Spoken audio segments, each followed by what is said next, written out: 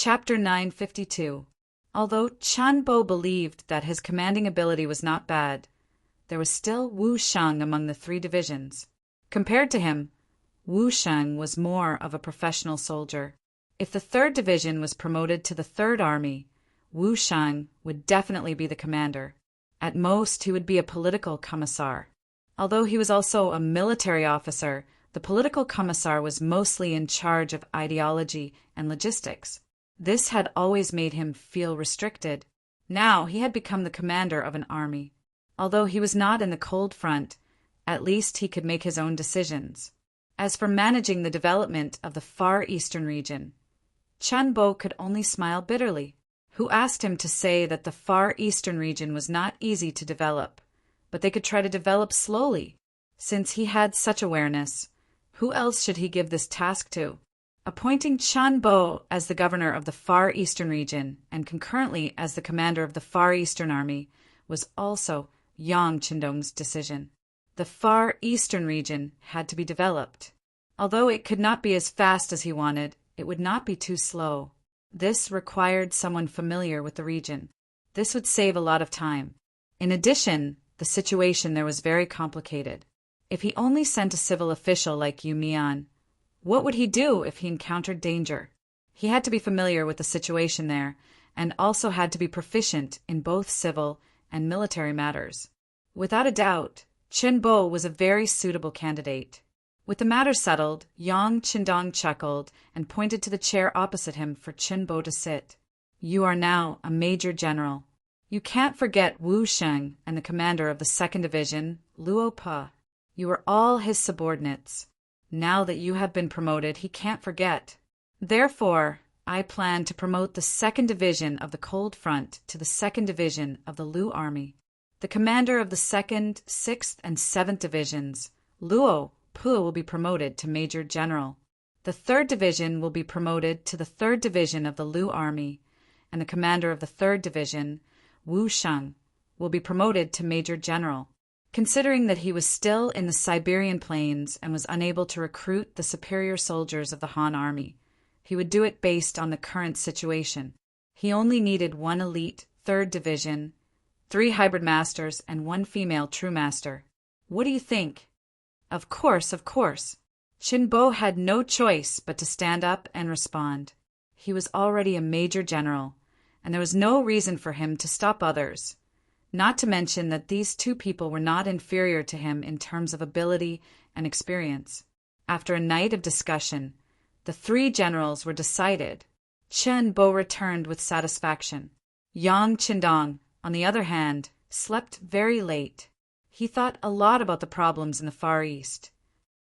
According to his plan, the 5-star army would have to fight with the Great Horde and even the Gyuros.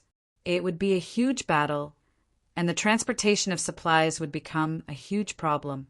Without a strong backer, if he fought alone, he might not even be able to display a third of his usual strength. Thus, the establishment of the Far Eastern region was imperative. However, how to transport provisions and supplies from the first city to the Far East was still a huge problem.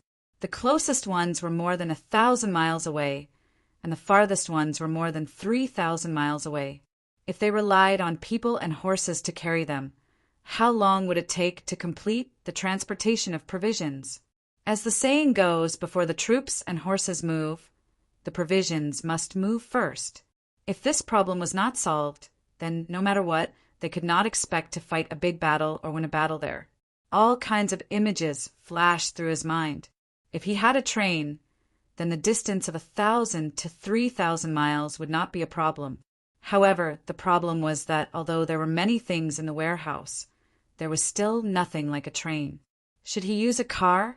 There were some in the warehouse, but the number was limited. If he couldn't make it himself, there would be problems with the warehouse's support. He didn't even understand the basic principles behind it. Once the car broke down, it would be a pile of scrap metal. If he could not make it, and he did not have a train, then what should he do? This problem was very difficult for Yang Qindong. When he heard Luan Xiaoyu's even breathing sound in the room, the word train suddenly appeared in Yang Qindong's mind. Yes, there is a train to transport. As if he had suddenly thought of something, Yang Qindong abruptly said, causing Wan Xiaoyu, who was already in deep sleep, to turn over on the bed. She seemed to be muttering something. Obviously, she was dreaming of something. Seeing that he did not disturb his wife's sleep, Yang Qindong smiled quietly, then took off his clothes and walked to the bed. Lying on the bed and hugging the sleeping Wan Xiaoyu, Yang Qindong was still thinking about the train tracks in his mind. If there was no Yang Qindong, history would not have the first wooden track until the second half of the 16th century. It was in the mines and quarries of the United Kingdom and Germany that were made of useful wood. The cars that walked on the track were pushed by people or animals. It wasn't until 1767 that the price of metal in England plummeted. There was an iron factory owner who saw piles of pig iron that couldn't be sold for money and occupied a lot of space. So he ordered people to cast long iron bars and lay them on the factory's road. He was prepared to sell them when the price of iron rose. However, people found that the vehicles that walked on a road covered with iron bars were not only labor-saving, but also stable. In this way, the train track was born before the train. Later, after continuous development, the iron bars were improved and made into groove-shaped rails. Later, the bottom of the rail was widened, forming an I shape like Chinese characters. This shape of the track was stable and reliable and had been used to this day. In this life, because of the sudden appearance of Yang Qindong, the train track also appeared more than 200 years earlier. There was a train track in Chichen City that was built according to Yang Qindong's idea, which was used to transport goods. It was only because later on Ryukyu Island began to build cement roads on a large area that the train track was stopped and unused. However, it turned out that the technology had matured. If a rail channel could be built from the first city to the Siberian prairie, wouldn't it be much easier to transport goods? One had to know that there was no shortage of iron ore in the Far East. As long as enough people were sent to mine, there would be enough skilled workers to build the tracks and lay them step by step from the Far East to the first city. At that time, some rail cars could be built on the tracks. It would be much more convenient and fast whether it was pulled by people or pushed by people. This was a bold idea, but also a feasible one. When there was no shortage of people and iron, Yang Qindong firmly believed that this matter could be done well. He even saw the railway line that stretched for thousands of miles, saw a steady flow of goods moving back and forth, and saw the spectacular scene of the 5-Star Army's flag being inserted in every corner of the world. Early the next morning, Yang Qindong arranged for Beta Persei to send a telegram to Chichen City, asking for the people who had followed him to build the tracks and the mold machines that had been made before to be transported to the first city. He had great use for them. There was a strict order in the telegram that the relevant technical talents were not allowed to be intercepted in Chichen City. Those who were named had to be released. Otherwise, once they were found out, they would be held accountable. This was a rather harsh telegram, and there was nothing they could do about it. After several years of development in Crimson City, there were indeed many talents. Their brains were active, and after reading the books that Yang Qindong gave them that could be called divine books, they relied on imitation to make a lot of things and were constantly studying the core technology. Usually, such people were also regarded as great talents by Chichen City. If other provinces wanted such talents in the process of construction, they would not be able to do it no matter how hard they tried. But this time, in order to develop the Far Eastern region, Yang Qindong finally made up his mind to make good use of these talents. These talents could be compared to the sharp blades of thousands of soldiers and horses. Once the Far Eastern region was developed, with the vast land there, tens of millions of hectares of arable land could be cultivated that could solve the problem of food and clothing for many people. Not only did he have to occupy such a place, but he also had to occupy it early so that he could benefit early. During the period before the New Year, Yang Qindong was basically busy with this matter. Originally, he had to return to Chichen City to accompany his wives and beloved daughter Lele. During the New Year, batches of materials and talents were also sent from Chichen City to Origin City. After everything was prepared, Chunbo personally went to the logistics division and selected an entire division from the division commander, Yangtze. The division consisted of 4 regiments of 8,000 people.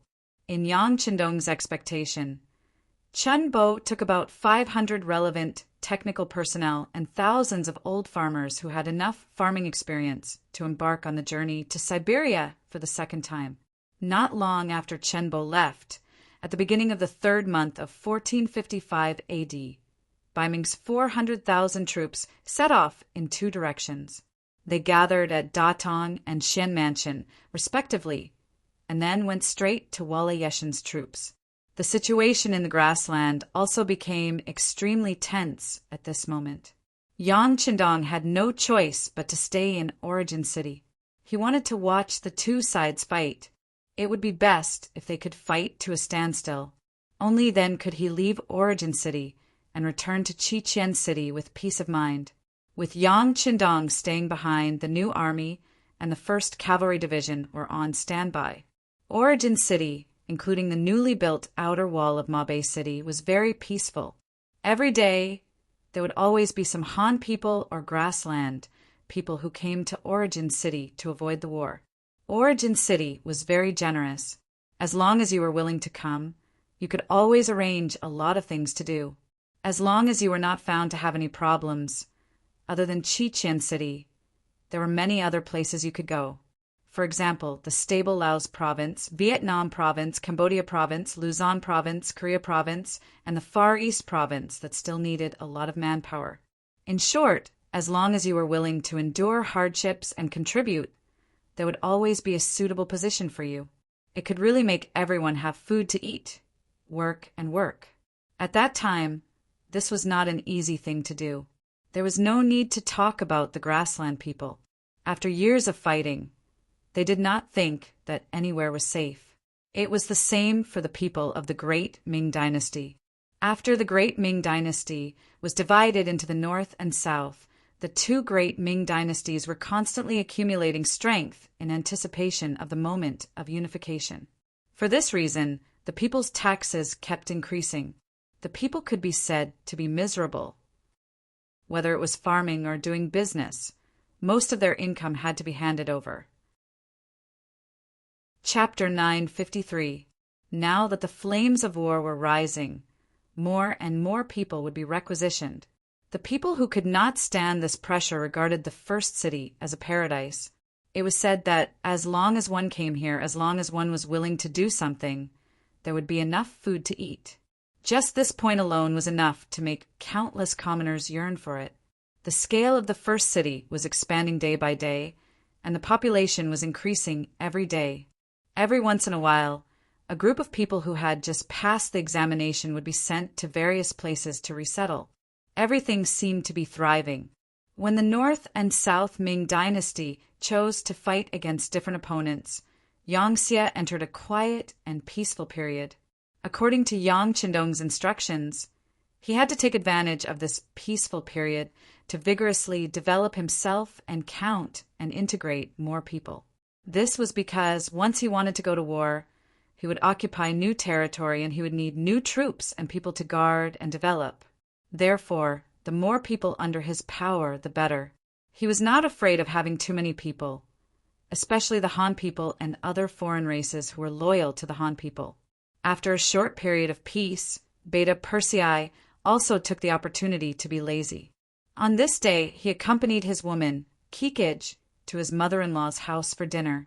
After Kikij followed Beta Persei back to Qiqian City, she had more opinions about the strength of the heavenly Khan.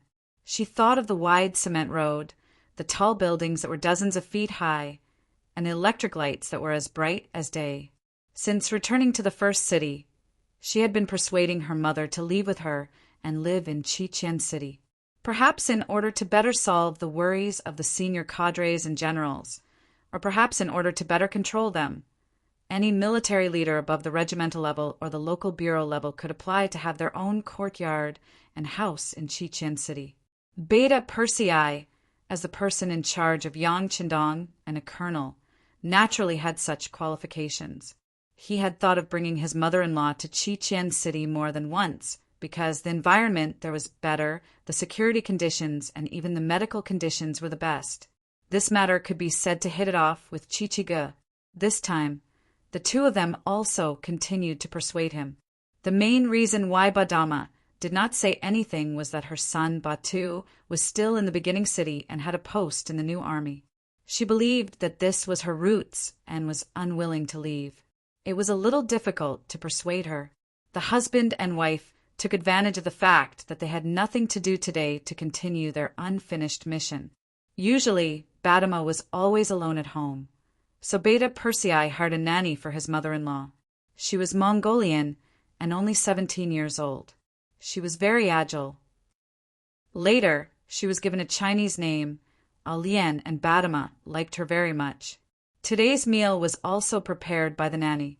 It was almost time for dinner, but he still didn't see his son Tuesday. Badama's face had a trace of displeasure as he said, "Didn't I tell him yesterday? Why isn't he here yet? Is he making his brother-in-law wait for too long?" In Badama's heart, her son-in-law, Beta Persei, was an extraordinary existence. He was able to serve by the Khan's side and gain his deep trust. Just based on this, she would wake up smiling even in her sleep. For the sake of her son's future, as a mother, she should interact more with the two of them. This would definitely be beneficial for her son's growth. Beta Persei didn't care too much. She only had eyes for Chichige. Batu and Badama were just loved by her, afraid that his mother-in-law would be unhappy and affect her health. Beta Persei took the initiative to laugh and said, "Mother, don't worry too much. Batu is no longer a child. He's a battalion officer now. It's normal for him to be delayed because of military affairs." "What battalion?" "He was just promoted to battalion commander, most likely because of you." Chichige, who was at the side, also spoke up. There was a hint of reproach in her tone. "Brother-in-law is such a busy person. How can it be so easy for him to come home? Why didn't you show up in time? Are you going to waste such a good opportunity?" It was said that girls tended to side with outsiders. Chichige didn't necessarily mean that she didn't care about her brother after getting married. She just thought that such a good opportunity to get along with her brother-in-law would be wasted. It was too inappropriate. Haha. In the face of his beloved wife's words, Beta Persei just showed a silly smile. Badama didn't know how long she would have to wait and whether her son would come again. In order to avoid the awkwardness, she simply said, "The meal is ready. Let's eat first." "Then let's eat first. Mother-in-law, please take a seat." Beta Persei immediately agreed. He didn't think that Batu didn't come back because he had a bad opinion of him. They used to have a very good relationship, and he had helped him a lot. It should be that he was delayed by something. The family of three sat together. Lien had already gone to the kitchen. She felt even more uncomfortable in such an occasion. Just as the meal was about to end, the outer door of the courtyard finally opened. There was the sound of footsteps. Batu had returned. As soon as she heard her son's footsteps, Badama's face immediately showed a happy expression. But before she could get up to greet him, Batu had already appeared, and he reeked of alcohol. "What's the matter? You came so late and drank so much wine." As soon as she saw her brother appear and he reeked of alcohol, Chichige complained and then ordered Alien to prepare a hangover soup immediately. Batu reeked of alcohol as he entered the room. Yang Air's indifferent expression finally changed. The smile on his face turned serious. "Battalion Commander Ba, you drank? Don't you need to be on duty today?" Batu, who was about to call him brother-in-law, was stunned. Then he was sweating profusely. "Sis, brother-in-law, I don't need to be on duty in the afternoon, but I have to go to the barracks at night to patrol. Since you have military affairs to do at night, why did you drink so much? Don't you know that Ming is at war with the world of Wara? The beginning city seems to be safe, but the war is on the verge of breaking out. If that's the case, how can you lead the troops to the battlefield while reeking of alcohol?" Beta Persei's face had become completely serious, and he was even a little angry. He originally thought that Batu was a motivated young man. Even so, it was convenient to help such an ambitious young man within the scope of possible. But he didn't expect that Batu, who had only been a battalion commander for a few days, would be so drunk during the day. This was simply disappointing. As soon as Beta Persei's face fell, Badama and Chichiga didn't dare to speak. The little nanny, Alien, stood nervously at the side, not knowing whether to leave or not. The atmosphere in the room became very quiet and awkward. After a while, Chichiga finally couldn't help but say, "Second brother, he just drank some wine. It's not a big deal. It's not a big deal if there's no war, but once there's a sudden war, do you think Batu will be better? He's now a battalion commander in He's Tatar Division. Do you know that the Tatar Division's military regulations and combat power are second only to the 1st Cavalry Division? If Batu goes to the battlefield like this, what do you think will happen to him?" Beta Persei suppressed his anger and said to his wife reasonably, "What do you mean?" Chichiga naturally didn't understand this. If he violates the military law, he will be punished by the military law. It's even possible that he will be beheaded. Do you understand? Beta Persei said in a tone of disappointment. This sentence scared Chichiga and Badama so much that they tilted their bodies and looked like they would fall at any time. Fortunately, young heir reached out in time to support his wife.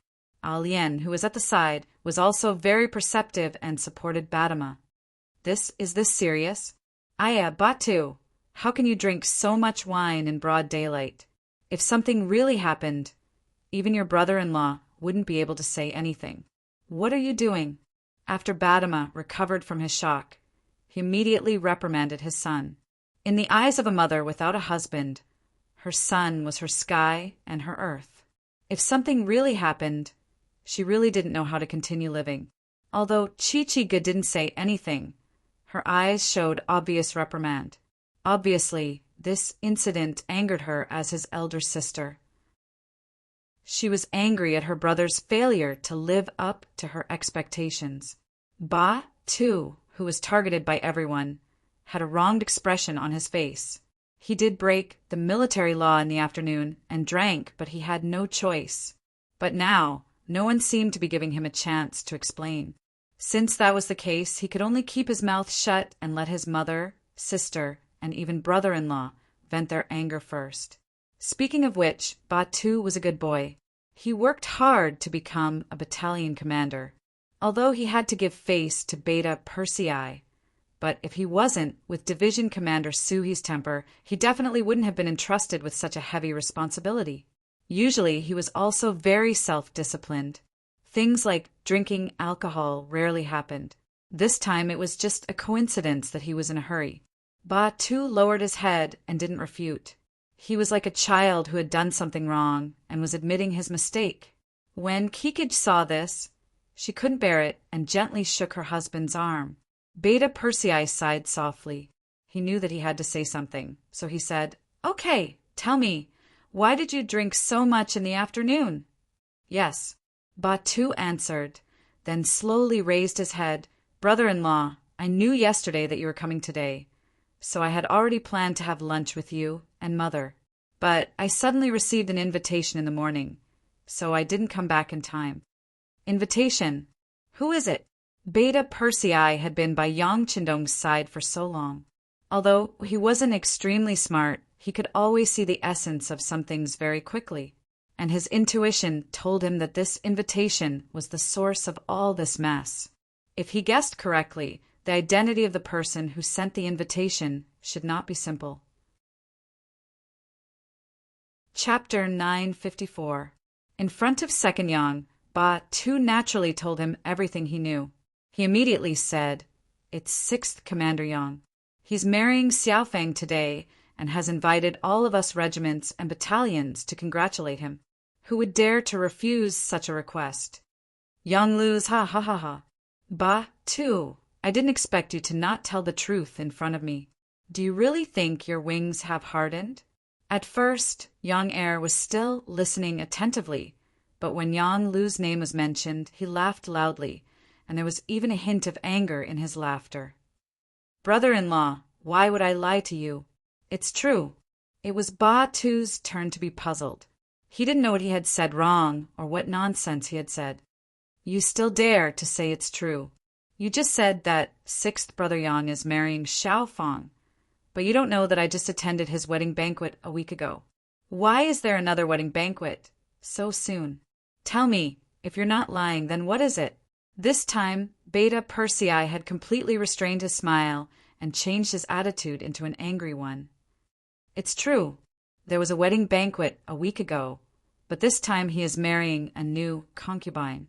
This is his 12th concubine." The aggrieved Ba Tu continued to explain. He also attended the wedding banquet a week ago, but because of his identity, he couldn't sit at the same table as Beta Persei. This answer surprised Beta Persei.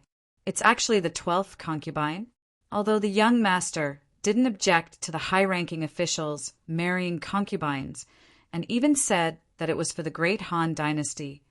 It wasn't good to marry so many at once. As a servant of the Yang family, the young master only had 7 wives, but Ba Tu had married 12 concubines. What would the young master think if he knew? Although Yang Qindong wouldn't say anything about such a thing, he still had to consider his feelings. Yang Lu was getting more and more out of hand. Thinking of this, Beta Persei lost interest in eating and stood up. "Ba Tu, brother-in-law has wronged you. Don't take it to heart. This is all for your own good. But you have to remember that drinking during the day is always wrong. Do you understand?" "Yes, brother-in-law, I was wrong." Ba Tu did not dare to blame Beta Persei. He could still tell if Beta Persei was doing this for his own good. Beta Persei made his attitude clear. This was the first time he had taken the initiative to stand up for Ba Tuesday. "Well, if there's such a thing in the future, you can go, but don't drink too much. Just be polite. If someone forces you on such a matter, you don't have to give them face. If someone tries to make trouble for you, you can come to me directly. I'll go and reason with them." Ba Tu was so touched that he nodded repeatedly. "Brother-in-law, don't worry. This won't happen again. Yes, since you're back, spend some time with your mother and sister. You can go out for a while." Beta Persei gave Badama and Kikij an apologetic look. Now that such a thing had happened to Yang Lu, as the leader of the family, he had to take care of it. Beta Persei strode away. Alien hurriedly went down to prepare the hangover soup.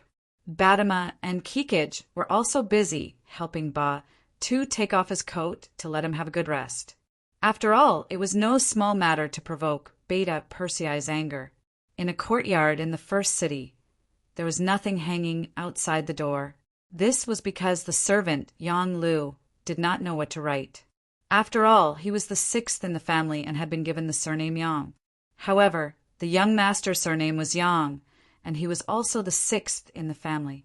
This made him have too many taboos. However, with Yang Lu's status as a servant of the Yang family and his position as the head of the logistics division, even if the place he lived in was very shabby, it was still as crowded as a marketplace. When Beta Persei came here with 4 guards, he saw a long line outside the courtyard. Many of them were carrying things in their hands, and it was obvious that they were there to give gifts. It seemed to be a matter of course for an official to receive gifts. It was also the best way to connect the relationship between the two parties. If you don't have a good relationship with your subordinates, everyone will make things difficult for you. Then your orders will probably go out of the building. Such an official would not be awe-inspiring enough. However, there should be a limit to receiving gifts. It was really a bit too much to be so blatant. Looking at this scene, Beta Persei was furious and strode to the entrance of the courtyard with a long face.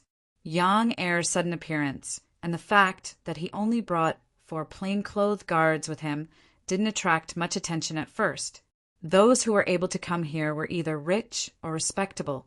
There were even quite a few people who had quite a bit of power in their hands. Usually, when they took action, they would bring more than 10 subordinates with them. If they only brought 4 subordinates, it could only be considered ordinary. However, as soon as Beta Persei appeared, he did not intend to line up. Instead, he walked straight past many people, which caused some people to be dissatisfied. Some people with a bad temper shouted on the spot, "Hey, who is that? Doesn't he know the rules? Why is he cutting the line? Who said he isn't? Does he think he's a piece of material? Don't you know what kind of place this is? It's not a place where you can behave atrociously. Stop him and see who this kid is. Stop him, stop him." The queue was in a mess for a while. Each of them charged at Beta Persei as if this person was their common enemy. Suddenly, chaos broke out. The 4 guards who followed him were all on alert with their hands on their backs. It looked like if the situation was out of control, they would either pull out a gun or a sword. Beta Persei did not take any of this seriously. Instead, his face was cold as he stared at those people. The murderous aura on his body naturally spread out, causing those who wanted to come forward to reason with him to stop in their tracks. They were not stupid. They could feel that this tall person was not easy to get along with. If anyone went up first, they would probably be dealt with. A bunch of cowards. Beta Persei sneered mockingly when he saw that those people were frightened by his glare. This sneer provoked a lot of people. At that moment, a few people who thought they had some skills finally could not stand it anymore. They walked out of the queue and headed towards Beta Persei. Some even clenched their fists and looked like they were ready to fight. The atmosphere suddenly became extremely tense. The 4 guards whispered while protecting Beta Persei. "Brother Beta Persei, they have a lot of people. Let's avoid them first." After all, the person in front of them was not a real enemy. They could not just kill people here. If they really fought, they would not even be able to exert half of their strength. "It's okay, these small fries can't scare me." Yang Qindong shook his head, looking very indifferent. After following Yang Qindong, he had seen all kinds of situations. There was no way he could scare him. Beta Persei did not retreat, and the others also surrounded him. A chaotic battle was about to start at any time. At this moment, the gate of the courtyard suddenly opened and a person dressed as a butler walked out. As soon as he heard that someone was making trouble outside, he was very surprised. Who in this beginning city had the guts to make trouble in front of 6th Master Yang's house? Did they not want to live anymore? He wanted to see who this person was. Did he really have 3 heads and 6 arms? Just as he casually took a look, his originally contemptuous gaze suddenly froze. As 6th Master Yang's butler and one of his most trusted people, he had seen a lot of the world. For someone like Beta Persei, the people below him did not have many opportunities to see him, but he did not know how many times he had seen him. When he saw that the person who came was Beta Persei, he was so scared that he broke out in a cold sweat. Then he shouted, "What are you doing? What are you all doing?" The sudden appearance of 6th Master Yang's butler and his loud shout immediately attracted everyone's attention. Then many people rushed over and reported their names one by one, looking like they wanted to leave a good impression on the other party. "Butler Yang, I'm Song 7. I went to give you a gift a while ago." "Steward Yang, I'm D Hai. We've been drinking together a while ago. You even said that I would cause trouble." "Butler Yang," a series of greetings and flattering voices rang out, but Steward Yang ignored all of them and went straight to where Yang Air was. Everyone also made way for him. At this moment, Beta Persei naturally saw Butler Yang and could not help but reprimand him even more angrily. "Yanging, is this how you look after your master's house? People are lining up to the street to give gifts. Aren't you afraid that it will affect your master and that someone will impeach him?" He directly called Butler Yang's name and angrily condemned him, giving the other onlookers a fright. They thought to themselves, "Who is this? With Butler Yang's temper, he will definitely not let this person off." Thinking about it, Butler Yang might not be much, but he was backed by 6th Master Yang. That was an extremely powerful person, someone who could be seen at any time and someone who was loyal and courageous. When the time came, if his mouth was crooked, there would be no good ending for him. Just as everyone was waiting to see Beta Persei suffer, Yang Ying's face was unexpectedly filled with fear. Second Master, why are you here? What? Why did he call this person Second Master? Who is he? Second Master? Could it be Beta Persei? In an instant, the originally noisy entrance of the alley became extremely quiet. Obviously, everyone thought of Beta Persei's true identity. Don't call me Second Master. I can't afford it. Where is your master? Beta Persei's anger had not subsided, and he was not willing to lower himself to the same level as Yang Ying. Master is taking an afternoon nap, Yang Ying said, sweating profusely. In his eyes, Yang Qindong was not that scary because people of that status would not lower themselves to the level of an insignificant person like him. However, Beta Persei was different. If he really dared to make a move on him, even the master behind him would not be able to protect him. Afternoon nap, he seems to be in a good mood. Lead the way. Beta Persei waved his hand and stepped forward. Yes, Second Master, please. Yang Ying no longer had any arrogance. At this moment, he was completely like a filial son, lowering his head and leading the way. Chapter 955. Beta Persei followed Yang Ying into the courtyard, and the people queuing outside the door quickly dispersed. Just now they were criticizing Beta Persei. What if he took issue with them? If they stayed here at this time, wouldn't they be taking the initiative to tell him their identity? No one would do such a stupid thing. After Beta Persei entered the courtyard, he did not wait for Yang Ying to announce his arrival. Instead, he went to the main room and lifted Yang Lu, who was still asleep, out of bed. Yang Lu, who had been preparing to have a good night's sleep, was furious when he was disturbed. He wanted to get angry, but when he saw that it was Beta Persei, his anger quickly disappeared, and he said timidly, "Second brother, why are you here?" When people lived in this world, there would usually be a few people who were afraid of them. There were 3 people that Yang Lu was afraid of. Yang Qindong was naturally the first to bear the brunt, followed by Tiger's Mane and then Beta Persei. Now that Beta Persei had appeared, it was no wonder that he became so obedient. "I'm here to congratulate you." The anger on Beta Persei's face had disappeared and was replaced by a smile. Yang Lu did not see that this was the calm before the storm. He really thought that Beta Persei was here to congratulate him on marrying the 12th concubine. He immediately laughed and said, "Second brother, how can I trouble you with such a small matter?" Marrying a family is a small matter? Then tell me, what is a big matter? Beta Persei was still not angry and still had a smile on his face. Yang Lu's face showed an awkward smile. "I'm just afraid that second brother will scold me." "I'm talking about you." The smile on Beta Persei's face began to fade. Without warning, Yang Lu suddenly shouted, "I'm talking about you. How long have you been in the beginning city, and you've already married the 12th concubine? Do you know that the young master only has 7 concubines now? How can you be so unrestrained? What are you thinking, huh?" The sudden roar fell into Yang Lu's ears, and he only felt that his eardrums were buzzing. His second brother's voice was really loud. It seemed that it had not changed after so many years. But Beta Persei was the second brother. Without Yang Lu, he was the eldest brother. He had to admit his mistake. He could only lower his head and pretend to admit his mistake.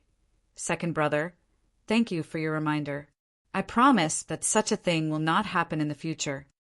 Yang Lu bowed his head and admitted his mistake, making Beta Persei feel like he had not found his opponent yet. Thinking that they had been brothers for so many years and that Yang Lu was now the head of the logistics division, Beta Persei sighed. "Sixth brother, it's not that I have to be angry with you. If you really like this kind of thing, you can just find some in private. Why do you have to marry all of them?" You even made such a big fuss and invited so many people to congratulate you. Don't you think you're looking for trouble? Also, who are those people outside the courtyard? I think most of them are businessmen. Did you use your private power to sell some of the logistics division's things? No, how is that possible? Yang Lu jumped up. Second brother, you're the first logistics division head.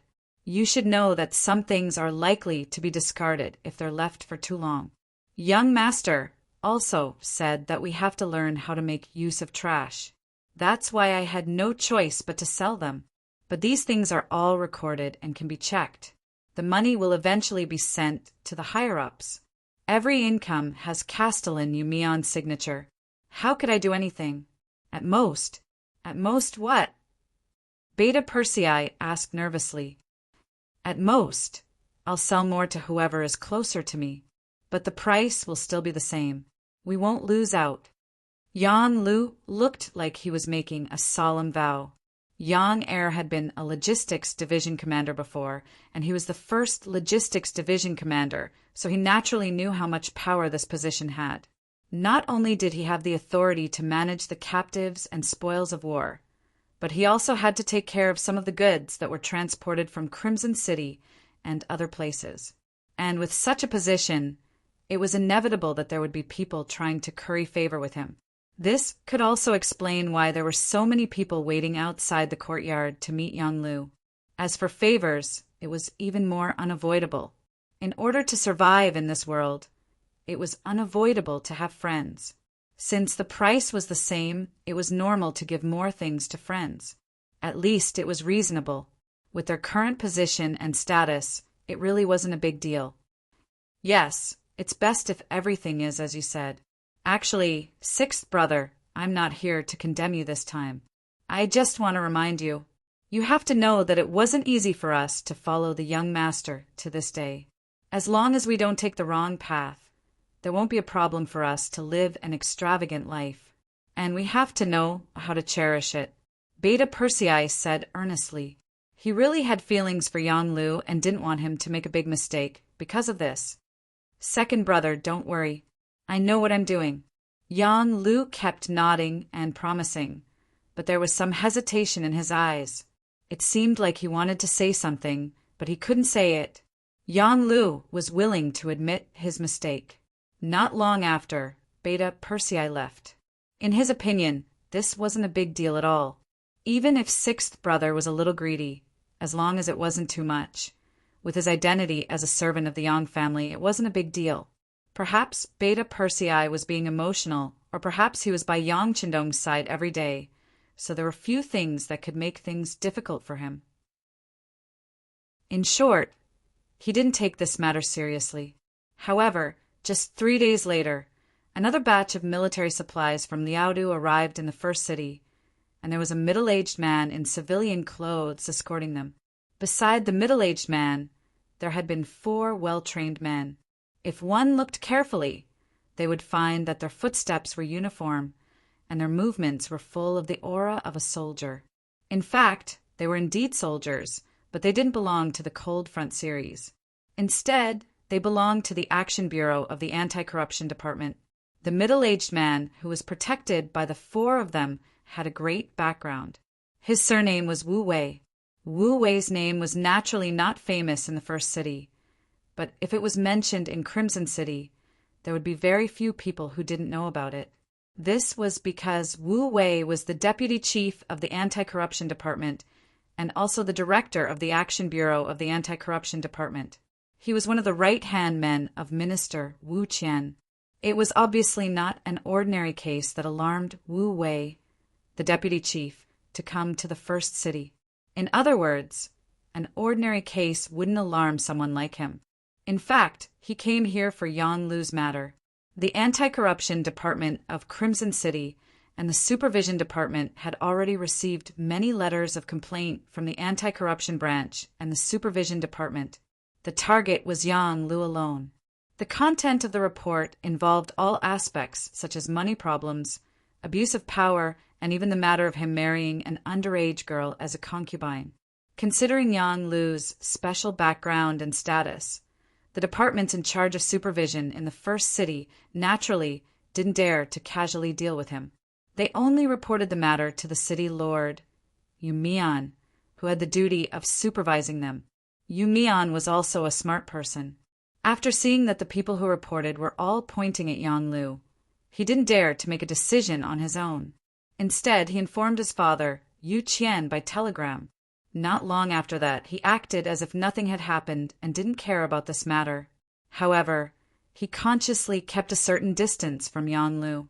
It wasn't until the head of the city's internal supervision department, who hadn't received any news for a long time, found Yumian again that he said with a troubled expression, "You know what kind of person he is. We don't have the authority to deal with him. Let's report it." Just like that, the letters were finally sent to Crimson City through a secret channel and placed on the desk of the anti-corruption department's minister, Wu Qian. This person, who had once sent his concubine, assistant, and brother-in-law to the law in a fit of anger for the sake of his principles, naturally wouldn't turn a blind eye to these letters of complaint. He first communicated with the Minister of Supervision, Xinyu, and finally decided to let the anti-corruption department take the lead to investigate this case. If it weren't for the fact that Wu Qian had a lot of things to deal with in Crimson City and couldn't leave, he would have come to the first city himself. Since he couldn't come, he sent his general, Wu Wei, to come. In order to not alert the enemy and cause too much of an impact, Wu Qian made a shocking decision. He didn't inform the sixth young master before he had evidence. This would save everyone from having ugly expressions when they found out that it was a false accusation. Hence, Wu Wei came. Moreover, he came to the city quietly and inconspicuously. Thus, the investigation began. Yang Lu wasn't in vain. With his position, he had made a lot of friends in the past 2 years. He even had his own sources of information in the supervision department. He was quickly informed that someone was investigating him, but because the person who tipped him off was too low level, he couldn't get more information. However, just the fact that someone was investigating him was enough to make Yang Lu nervous. His first feeling was that some of the bad things he had done had been exposed, but then he denied it. Logically speaking, if that was the case, they could have detained him first and then investigated him. Wouldn't that be much more convenient? Once some people saw that he had lost power, there would probably be many people who would kick him when he was down. However, they didn't do that. Did this mean that the other party was only suspicious and was investigating in private? If that was the case, it was very likely that the young master didn't know about it. Otherwise, the young master could take away all the power in his hands with just a word. With doubts, Yang Lu took the initiative to look for Beta Persei and conducted various tests. The results proved that the young master didn't have any objections to him. At least, Beta Persei didn't hear anything from the young master. This made him feel relieved and angry at the same time. Who on earth dared to investigate him in private? Did they really think that he was made of clay? Chapter 956. In his courtyard, Yang Lu no longer hid the anger on his face and said angrily, "Someone come here." "Master, what are your orders?" The butler, Yang Xing, appeared in time. "Send out some capable men to scare the other party." Yang Lu did not say it clearly, but Yang Xing understood. As Yang Lu's most trusted subordinate, Yang Xing was in charge of many things related to him. When he found out that someone was investigating his master, he proposed to teach the person a lesson. However, he held back because he did not know the person's background. Now that he was sure that it was not the sixth young master who was investigating him, Yang Lu did not want to hold back anymore. Yang Xing could not hold it in anymore. "Master, please wait for the good news." "I'll do it now." Wu Wei seemed to be a reckless man, but he was actually very careful when doing things. He knew what kind of movement this investigation would cause and what kind of influence it would bring if the news was leaked. Therefore, after entering the beginning city, he rented a small courtyard in a private house and worked independently. Other than the necessary documents and people, he never met other guests in private. Even the people in the same department did not know where he was. At the beginning of the first year, all of his actions were secret. Only some smart people found out about the existence of such an investigation through some things. However, as time passed, after more than 20 days since he arrived in the beginning city, his residence was finally found out. The news was provided by 4 members of the Action Bureau from the Anti-Corruption Department. They said that they found someone wandering around during the day and they were afraid that the location had been exposed. At this moment, Wu Wei had obtained a lot of evidence about Yang Lu's crimes. Initially, he thought that he should report to the 6th young master after gathering all the information. After all, they had secretly investigated the 6th young master's servant for such a long time. It was time for them to fight for the initiative. Wu Wei didn't expect that someone would come knocking on his door so soon. Looking at the slightly late sky, Wu Wei made a decision. He would do a surprise attack tonight and gather all the main problems. Tomorrow morning, he would send an invitation to pay a visit to the 6th young master. That night, the coal lamp in Wu Wei's room did not go off.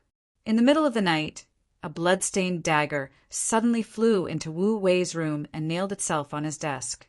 The commotion attracted the attention of the other 4 members who were also awake. 2 of them stood guard beside Wu Wei, and the other 2 rushed out to look for the murderer.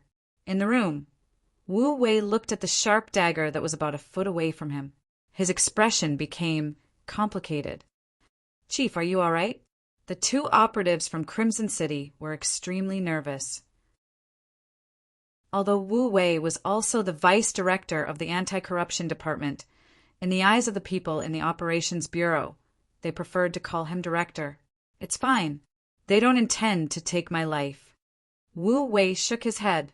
He had once participated in Lung Feng's assessment and passed with his skills. It was a pity that he was too old and was eventually rejected. That was how he got the chance to work in the Ministry of Supervision. Later on, when Chief Wu Qian set up the Anti-Corruption Department, he took a fancy to him and was entrusted with an important task. That was how he got his current position. It was precisely because his position was high enough that he was able to perceive more things when looking at things. He knew that it would not be easy to investigate Yang Lu, a servant of the Yang family. In the worst-case scenario, his life would be in danger. Now, it seemed that everything had come true. "All right, you guys go and have a good rest. If nothing goes wrong, no one will come tonight. We can have a good night's sleep and go see the 6th young master tomorrow," Wu Wei said in a normal voice. When the 2 members heard that they were going to see the god in their hearts, the 6th young master, they were extremely excited. Perhaps they were not qualified to see the 6th young master, but it was already an honor to be able to walk around the Yang residence in the origin city. Sure enough, as Wu Wei said, the night passed peacefully. The next morning, after the 5 of them had breakfast, they went straight to the Holy Land Yang residence in the origin city with the invitation card. Ever since Tu Aya married Yang Qindong, this place had become the residence of the Heavenly Khan. On the surface, the gatehouse was bigger and wider than before. The number of guards guarding the door had also reached 30. People, a platoon of troops. Once anyone trespassed without orders and permission, according to the rules, they had the right to shoot and would not be punished. When Wu Wei and the others arrived, they saw the scene. Wu Wei took the initiative to hand over his invitation card, and then the guard took it and reported to the inside. Yang Qindong had woken up early. After training, he had already had breakfast with Luan Xiaoyu. At this time, he was enjoying the cool summer morning in the small courtyard. At this time, the captain of the 1st Guard Brigade, Qiu Vi, appeared and respectfully handed over Wu Wei's invitation card. Wu Wei. When Yang Qindong saw the name and official position written on the card, he could not help but be stunned. Luan Xiaoyu, who was peeling oranges for Yang Qindong, had a puzzled look on her face. "Who? Is it Wu Wei, the Vice Minister of the Anti-Corruption Department and the Director of the Action Bureau? Why did Big Brother summon him?" Compared to Yang Qindong, Luan Xiaoyu was obviously more familiar with some of the high-level figures in Crimson City. Hearing that she reported the position based on a person's name, Yang Qindong said with a wry smile, "I didn't summon him. I'm afraid he has other important matters to attend to. In that case, please." Although he did not know why he did not receive a report in advance when a high-ranking official like Wu Wei appeared in the beginning city. Since he was here, it should be an important matter to report. After getting permission, Wu Wei came to a courtyard after 7 or 8 turns and finally saw Yang Qindong, who had been rumored in Crimson City. At this time, Luan Xiaoyu had already entered the house. As a woman, she knew very well when to appear and when to disappear. It was Yang Qindong's first time seeing Wu Wei. After all, when he left Crimson City, this person's identity was not enough to attract his attention. "Your Vice Minister, Wu?" "Yes, 6th young master. I am Wu Wei. This time, I was ordered by the minister to come to the beginning city to investigate something," Wu Wei immediately admitted. "Investigate something?" Yang Qindong pondered the deeper meaning of this sentence. "Yes," Wu Wei nodded in response. "It seems that since Vice Minister Wu took the initiative to appear, there should be a conclusion to the investigation." Yang Qindong leaned back on the chair. No matter what the other party was investigating or what thoughts he had, since he appeared in front of him, it meant that there was a conclusion to the matter. He wanted to see what the anti-corruption department did in the beginning city without notifying him. He did not answer immediately. Instead, he took out a bloody dagger from his bag. Qiu Vi, who was beside him, saw this scene and shouted angrily, "Put the dagger down! What are you trying to do?" "Hey, Qiu Vi, don't be so agitated. Vice Minister won't hurt me." Yang Qindong did not have any intention of moving. He just watched everything calmly. Since Wu Wei had exposed his identity first, he was not here to assassinate him. Wu Wei only remembered the identity of the person in front of him when he was yelled at. Immediately he said awkwardly, "6th young master, I'm really sorry. I forgot the rules." "It's okay. You can continue." Yang Qindong stretched out his hand and made a gesture of invitation. He continued to look at him. Wu Wei was deeply impressed by Yang Qindong's calmness. However, he did not know that, at least until now, there was no one who could be an enemy of the 6th young master. Even if Wu Wei had some skills, he would not be able to hurt him. Since that was the case, why should he be anxious? Wu Wei took down the bloody dagger and placed it on the stone table in front of him. Then he took out a stack of documents and placed them on the stone table as well. He said, "6th young master, these are some reports about Yang Lu and the evidence of his crimes in the beginning city in the past 20 days. Originally, I wanted to sort them out before sending them over.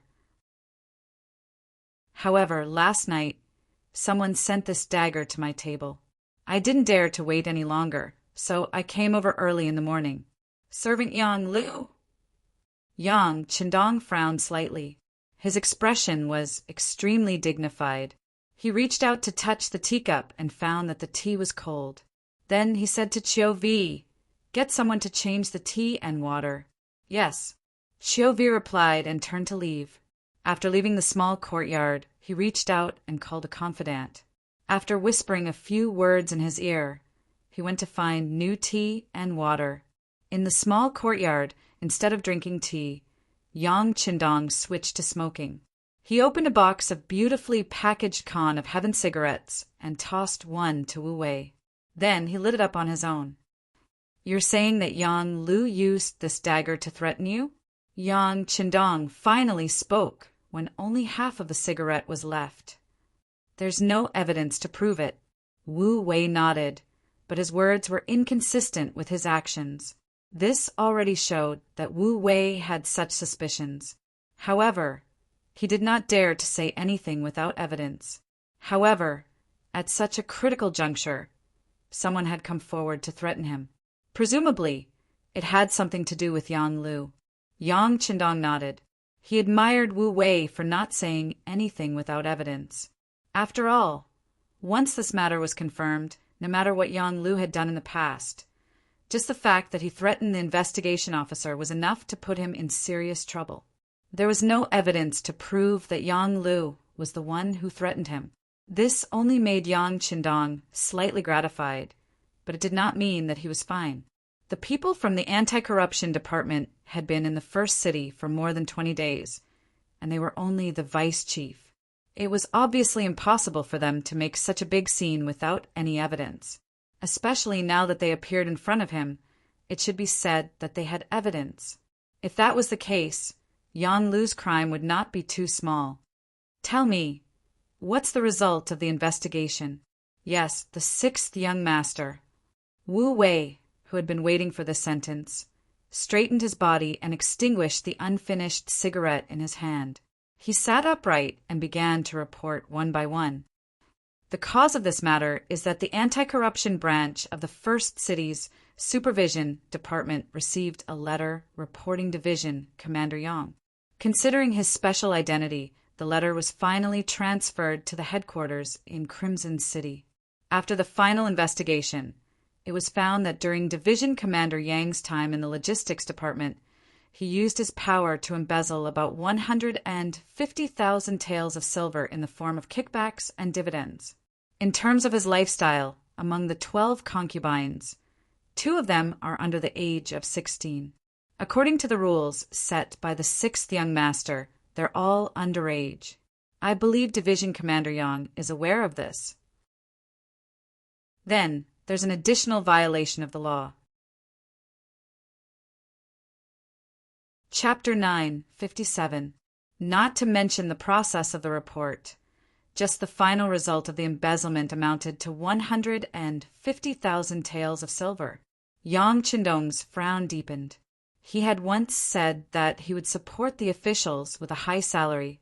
If one wanted to make money, then don't be an official. If one wanted to be an official, then don't think about making money. Otherwise, once the embezzlement reached 10,000 taels of silver, he would be beheaded without mercy. Looking at it this way, Yang Lu had already been beheaded 15 times. This made him feel disappointed and gave him a headache. As for the matter of marrying 12 concubines, there were girls who were not even 16 years old. It could only be regarded as a matter of style. In that era, it was relatively not worth mentioning. Yang Lu's residence. Beta Persei's sudden rush startled Yang Lu, who had just woken up. He instinctively thought that his threatening actions last night had been exposed. He knew very well that threatening an officer was a serious crime. No matter how scared he was, Yang Lu still pretended to be magnanimous and smiled. "Second brother, why are you here so early? Have you had breakfast? Let's go together. Eat. You still know how to eat at this time? Don't you know what you've done?" Beta Persei snatched the chopsticks from Yang Lu's hand and shouted angrily. Yang Lu's heart trembled when he thought that his threatening of the officer had been exposed. However, he still pretended to be unafraid and said, "What did I do? I didn't do anything." "Are you still going to pretend like this at this time? Old Six, are you not going to cry until you see the hard way? To tell you the truth, the people investigating you have already gone to the young master. Do they dare to do this without evidence? I'm afraid it won't be long before they show up here. At that time, it will be too late for you to say or do anything." Young Heir saw that Yang Lu was still acting like a dead pig that wasn't afraid of boiling water. He couldn't help but angrily say, after Beta Persei revealed some information in his words, Yang Lu was no longer as calm as before. He finally panicked and asked, "Second brother, you said that someone is investigating me. Who is it?"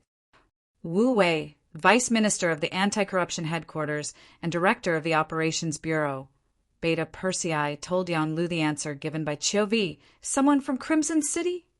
Beta Persei's expression changed again. He originally thought that some of the officials in the origin city did not like him. He knew that the city lord, Yu Mian, had a bad temper. He had tried to sound him out several times and wanted to pull him into the group, but he was rejected. Thus, he wanted to ruin things. However, he did not expect that it would be someone from Crimson City. If that was the case, he would be in deep trouble. She remembered that the young master had said that he would give the people who worked for him a good life. but it was best that they did not touch a single silver coin. Otherwise, they would be stretching their hands indiscriminately. Those who stretched their hands indiscriminately would have to pay the price. If the amount of corruption exceeded 10,000 taels of silver, they would be beheaded. The cold sweat on her head could not help but flow down again. The so-called corruption limit of 10,000 taels of silver depended on where and who it was. Perhaps in the current southern Ming dynasty, this number was not small. Even if one did not have a certain official position, they would not be able to embezzle this amount of silver. However, for Yang Xie, this was really nothing. Especially when placed in front of a logistics division commander like him, it was truly top-notch.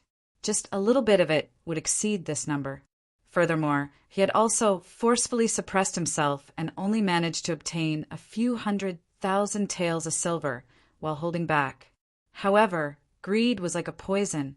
Once infected, it was very difficult to resist. Now, was it finally time for retribution? Even the young master knew that this matter would not be small. In front of the young master, who had a great dream to realize, anyone who wanted to block his path would not have a good ending. His expression changed. Everything that had happened seemed to be in his mind. Yang Lu suddenly grabbed Beta Persei's arm and said, Second brother, this must be a misunderstanding. Someone is framing me. Second brother also knows about those people from Crimson City. They think that they have contributed greatly and do not put us in their eyes. This time, someone must want to deal with us and found an excuse to attack us, the people around the young master. Then they will attack the credibility of the young master in everyone's hearts and then wait for an opportunity to replace him. We cannot let their scheme succeed. Beta Persei was originally very angry, but when he heard these words, his expression changed. Perhaps it was because the few Yang family retainers had stayed in Crimson City for too short a time. Only Yang Wu remained there, and his attention was focused on the royal palace. Thus, they did not get along well with some of the officials in Crimson City, and there was even a faint sense of competition between them. Could it be that these people really did it? On the surface, they were dealing with them, but in reality, they were attacking the reputation and influence of the young master. Beta Persei suddenly stopped talking. Yang Lu knew that he had reached the key point. He immediately continued, Second brother, in short, no matter what happens, we brothers must be of one mind. Otherwise, if they attacked me today, they will attack the other brothers in the future. Think about it. When third brother was the chief of security, he dealt with many people in Crimson City. They are simply taking revenge. Revenge. Beta Persei nodded first, then shook his head vigorously. But even if it's revenge, if you didn't do anything wrong, what's there to be afraid of? Second brother, everyone makes mistakes. I was just greedy for some money. I really didn't mean to harm the young master. If something happens to me, second brother, please help me. Yang Lu knew that this was not the time to be arrogant. He should lower his head when he should. He was just avoiding the main point and dwelling on the trivial. Just as Beta Persei and Yang Lu were still in the room, a group of black-clothed guards broke through the mansion's gate. They were fully clad in armor, with only their noses and mouths exposed. Suddenly, the guards of Yang Qindong's relatives appeared. The leaders were Ba Daojiang and Pengyu. These two were also old men who had followed Yang Qindong for many years. They had been with him for many years. Yang Qindong had intended to send them to serve in the army several times, but these two seemed to have set their sights on the sixth young master. Other than the guards, they would not go anywhere else no matter what. Therefore, each of them only had the rank of major, but because of this, they were more trusted by Yang Qindong. Many important things would be done by them. The two of them came here this time under orders to bring Yang Lu back. As Yang Qindong's servant and also the head of the logistics division, Yang Lu could be said to have a lot of power in his hands. If he really wanted to do something, even the current city lord, Yu Mian, had no right to ask or interfere. His mansion had always been regarded as the safest place. However, today someone had barged in. Butler Yang immediately rushed out with more than a dozen guards, looking like he was going to punish them. Butler, they seemed to be from the Ares guards. A guard who was about to rush forward saw the identity of the intruder and immediately stopped in his tracks. When the other guards heard this, they carefully identified the intruder and came to the same conclusion, so they all stood still. That's right, sixth brother Yang usually treated them well, but if they were to become enemies with the battle god because of this, they would never do that. Everyone in the first city knew that without the Ares guards, they would not have everything they had now. As Yang Lu's trusted butler, Yang Ying knew very well about Yang Lu's matters. He knew that once this matter was discovered, he would not be able to escape death. Therefore, he usually treated these guards well, so that when such a day came, they would be able to use their strength to at least kill a path of blood to save sixth brother Yang. In fact, this worry was not without reason. It was just that when the situation really happened, the guards that he had prepared with extraordinary skills did not even have the courage to move. At that moment, he was extremely angry, but there was nothing he could do. No one stopped the guards from entering the courtyard and quickly found Yang Lu's room. When they saw that Beta Persei was also in the room, Badao Jiang and Pan Yu looked at each other and took 2 steps forward together. Second brother, sixth brother, the young master invites you in. Please don't make things difficult for us guards. As Yang Qindong's personal guards, they naturally respected the Yang family servants. Usually, if someone wanted to harm them, they would not let them pass. But now the order was personally given by the 6th young master, so everything was different. Second brother. Seeing that the young master's personal guards had appeared, Yang Lu's eyes revealed a hint of longing and pleading as he looked at Beta Persei. Faced with Yang Lu's pleading eyes, Beta Persei gently shook his head. He would not disobey the young master's orders, no matter what. He took the initiative to step aside and said with red eyes, "Sixth brother, don't worry. Second brother will plead for you. When the time comes, just say whatever you want to say. Don't hide anything. You know the young master. He hates it when people lie to him." Second brother. Yang Lu knelt on the ground. He was afraid that he would not be able to come back this time. Before he fell into the young master's hands, as long as Beta Persei gave the order to let him escape, the personal guards would not stop him. This might be his only chance. Okay, don't beg me. Reflect on yourself and perform well. Take him away. Beta Persei turned his head to the side. He would not stop the personal guards from taking action. He did not have the authority and courage to do so. Sorry for offending sixth brother.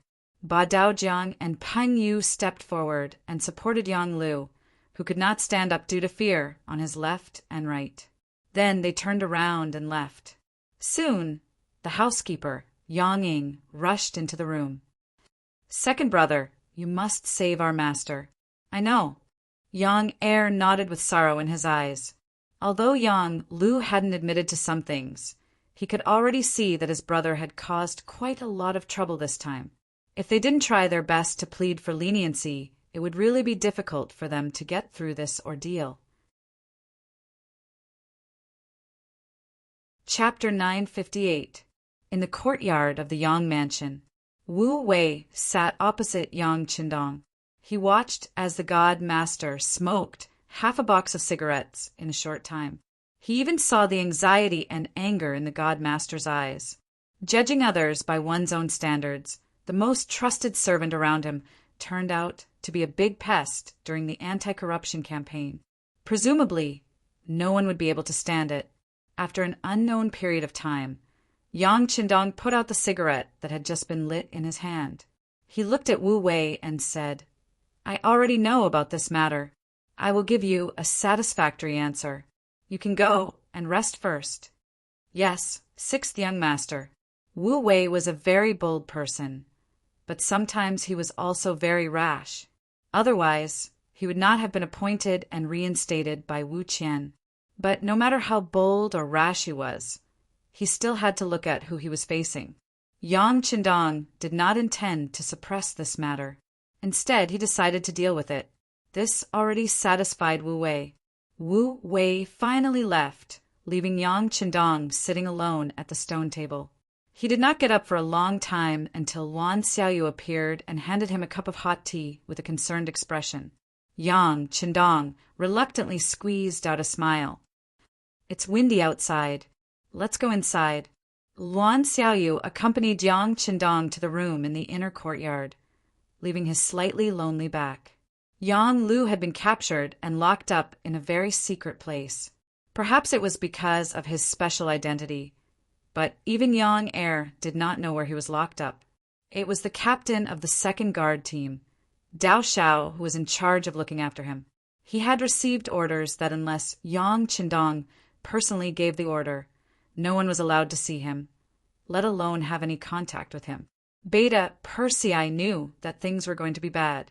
He immediately went to find Tiger's mane. He knew that the person closest to his servants was their tiger head. 3 days later, Yang Si, who was supervising the construction of North Desert City, changed several fast horses and rushed over regardless of day or night. After the three brothers met, they went to Yang Qindong's residence to plead with Yang Lu. In the same small courtyard, Yang Qindong and Luan Xiaoyu sat together. Other than Tiger's mane, Beta Persei, and Yang Si, there was no one else present. "Young master, I wonder how serious Sixth Brother's crime is." After Tiger's mane became the commander of an army, his personality had become much more mature than before. When he opened his mouth, he went straight to the core of the problem. "It's all here. Take a look for yourselves." Yang Qindong's expression did not change at all, as if he was talking about a very ordinary thing. He pointed to the documents on the stone table that were half the height of a person. After the three of them received permission, they all stretched out their hands and looked at the crimes that Wu Wei had committed. When they saw that Yang Lu had used his position and power to obtain at least 150,000 taels of silver for himself, and at the same time he had married 12 women, 2 of whom were under the age of 16. Even though the 3 of them had prepared themselves for this, their faces were now filled with anger. Based on the things that Yang Lu had done, even if he was beheaded 10 times, it would not be wrong. But could they really behead him? After all, they were brothers. When Yang Xie was still very weak, they were the ones who worked together every day by the young master's side, waiting for orders.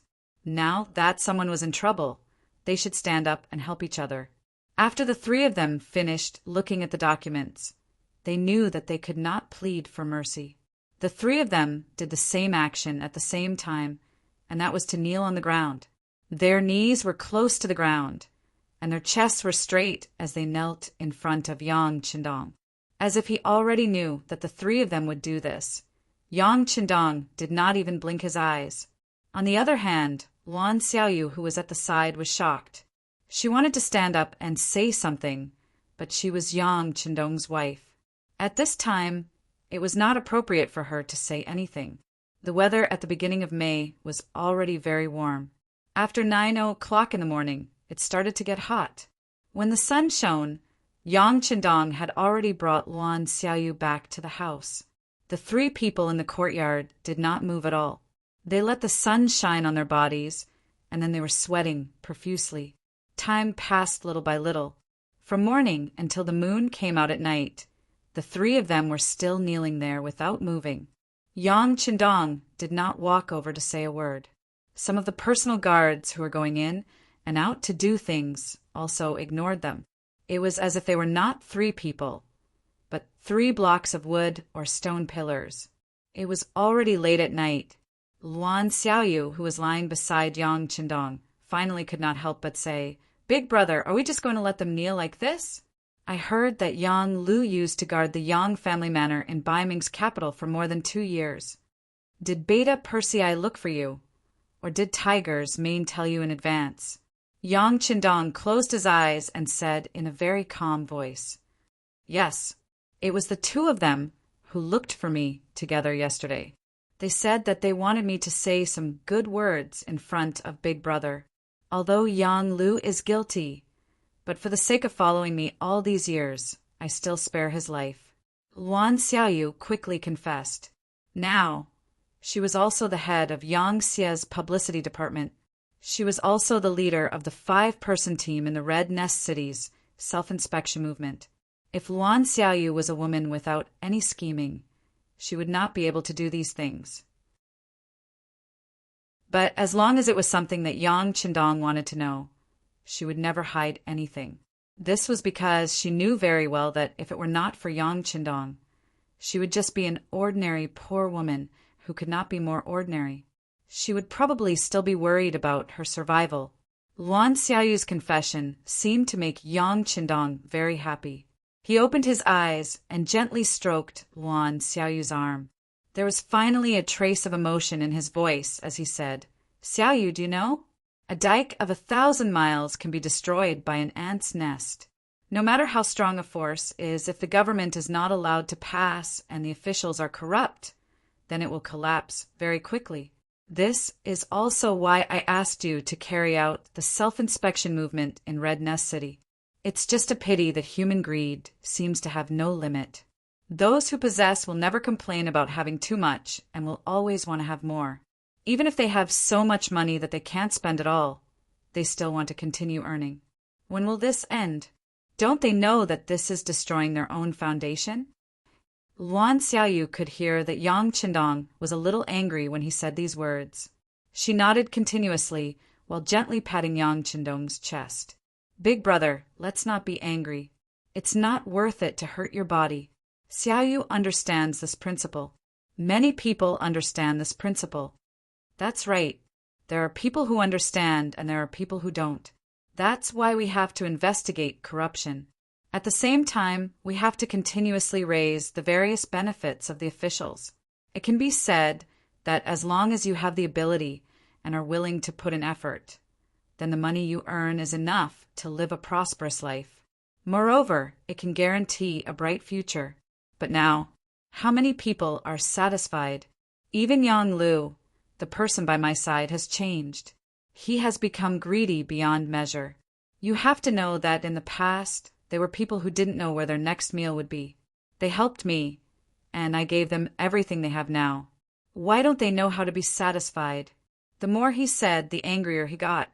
If Yang Lu lacked money, he could have asked him. Why did he have to accept bribes and use his power? Did he not know that there were many people watching his actions? Now that the matter had happened, it would not be easy for him to let go even if he wanted to. One had to know that it was his idea to vigorously promote the honesty of the officials. Now he had to slap his own face. How painful would that be? If this matter were to spread, where would his credibility be? In the future, how many people would be convinced by his words? How many people would believe him? Big brother, don't be angry anymore. At worst, I will come out and save him. No matter what, Yang Lu is still your servant. Even if you want to deal with him, you have to have the final say. How can you do everything according to the law? Doing this will make some people admire your magnanimity, but at the same time, it will make some people bitterly disappointed. Although it is said that merits cannot offset demerits, merits are merits. Based on the fact that I have guarded the Yang family manor for more than 2 years and protected the safety of second sister and fourth sister, nothing can happen to me. Luan Xiaoyu changed her gentle appearance from before and became much more unyielding as she spoke. Luan Xiaoyu had carefully thought about these words for a day. Yang Lu was guilty, and there was nothing wrong with punishing him. But since he was her big brother's servant, the punishment naturally couldn't be done according to normal laws. Otherwise, where would her big brother's superiority lie? Luan Xiaoyu was a woman. She was the kind of conservative woman in ancient times who regarded her husband as her sky. She didn't know what it meant when a prince was punished the same as a commoner. She also didn't know what freedom and democracy were. She only knew that Yang Xie's family business was painstakingly built by her big brother. Then he was the king of this power, the only king. No one could stop the king's decision.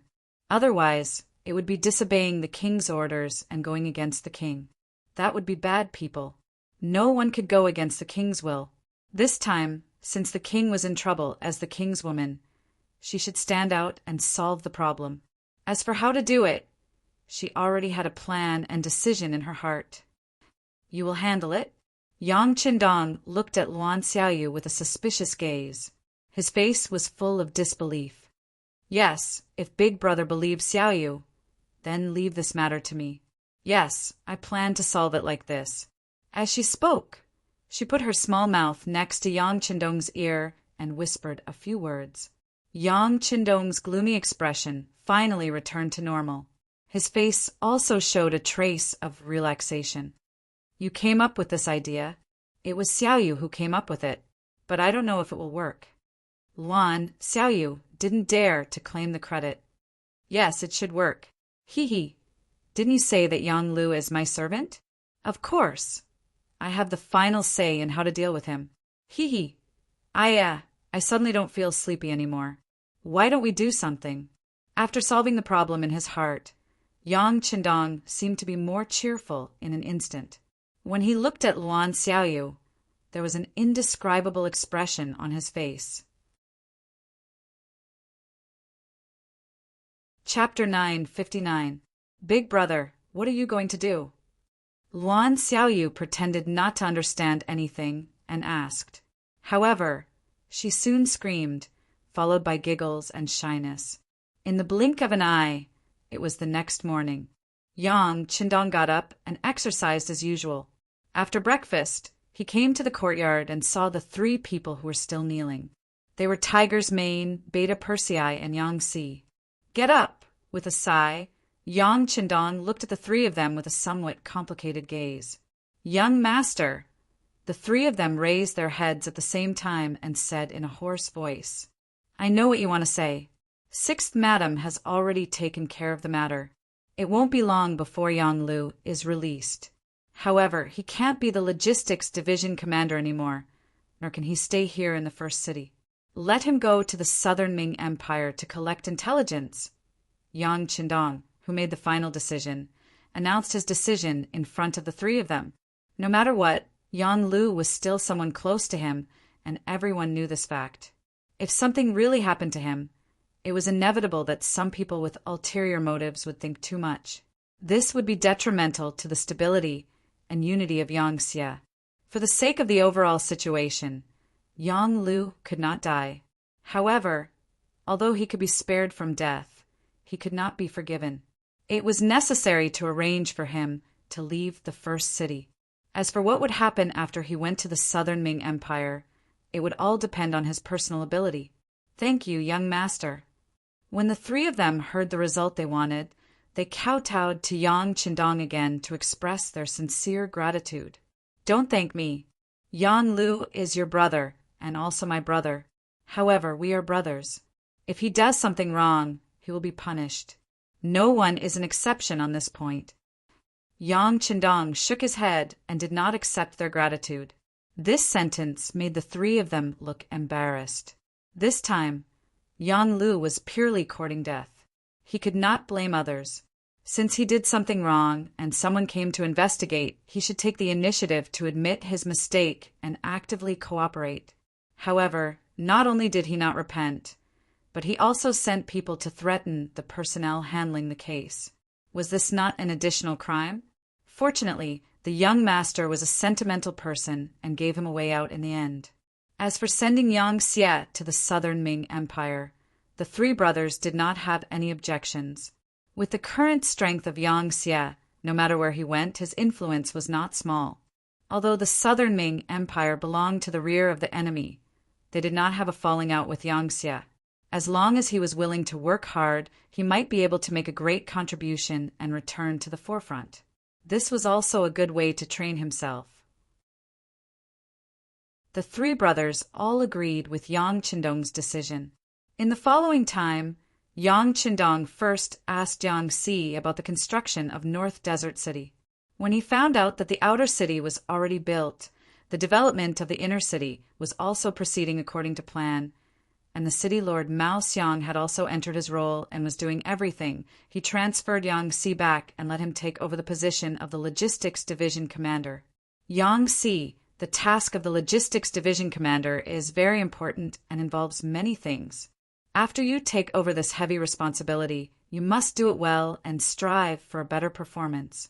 Let others see that you family retainers are very capable and can also be given heavy responsibilities. Yes, young master, please rest assured. What happened to Yang Lu will definitely not happen to me. I will definitely not embarrass you. Yang Si vowed solemnly and said from the bottom of his heart at the same time. A Yang family retainer had already died in this position, full of benefits. He definitely could not allow the same thing to happen a second time. Okay, I believe you. And Tiger's Man, the training of the new army, still needs to be strengthened. I have emphasized more than once that we need elite soldiers, not quantity. As for those who join the army because of connections or because of old age, if they are not suitable, we must be ruthless and replace them. As for the problem of manpower, there is even less to worry about. We can replenish them from the logistics division at any time. In short, the new army must be prepared to go to the front lines at any time and must win. Yes, young master. In fact, we have always been doing this. The logistics division has about 20,000 soldiers on standby. Usually they work in the fields and carry out military training. Once they need people, they will enthusiastically participate. After all, no army is better than our 5-star army in terms of treatment. There is never a need to worry about their enthusiasm. Tiger's Man nodded heavily. He almost used his head to guarantee that the new army was an army that could be brought out at any time and that could win any battle at any time.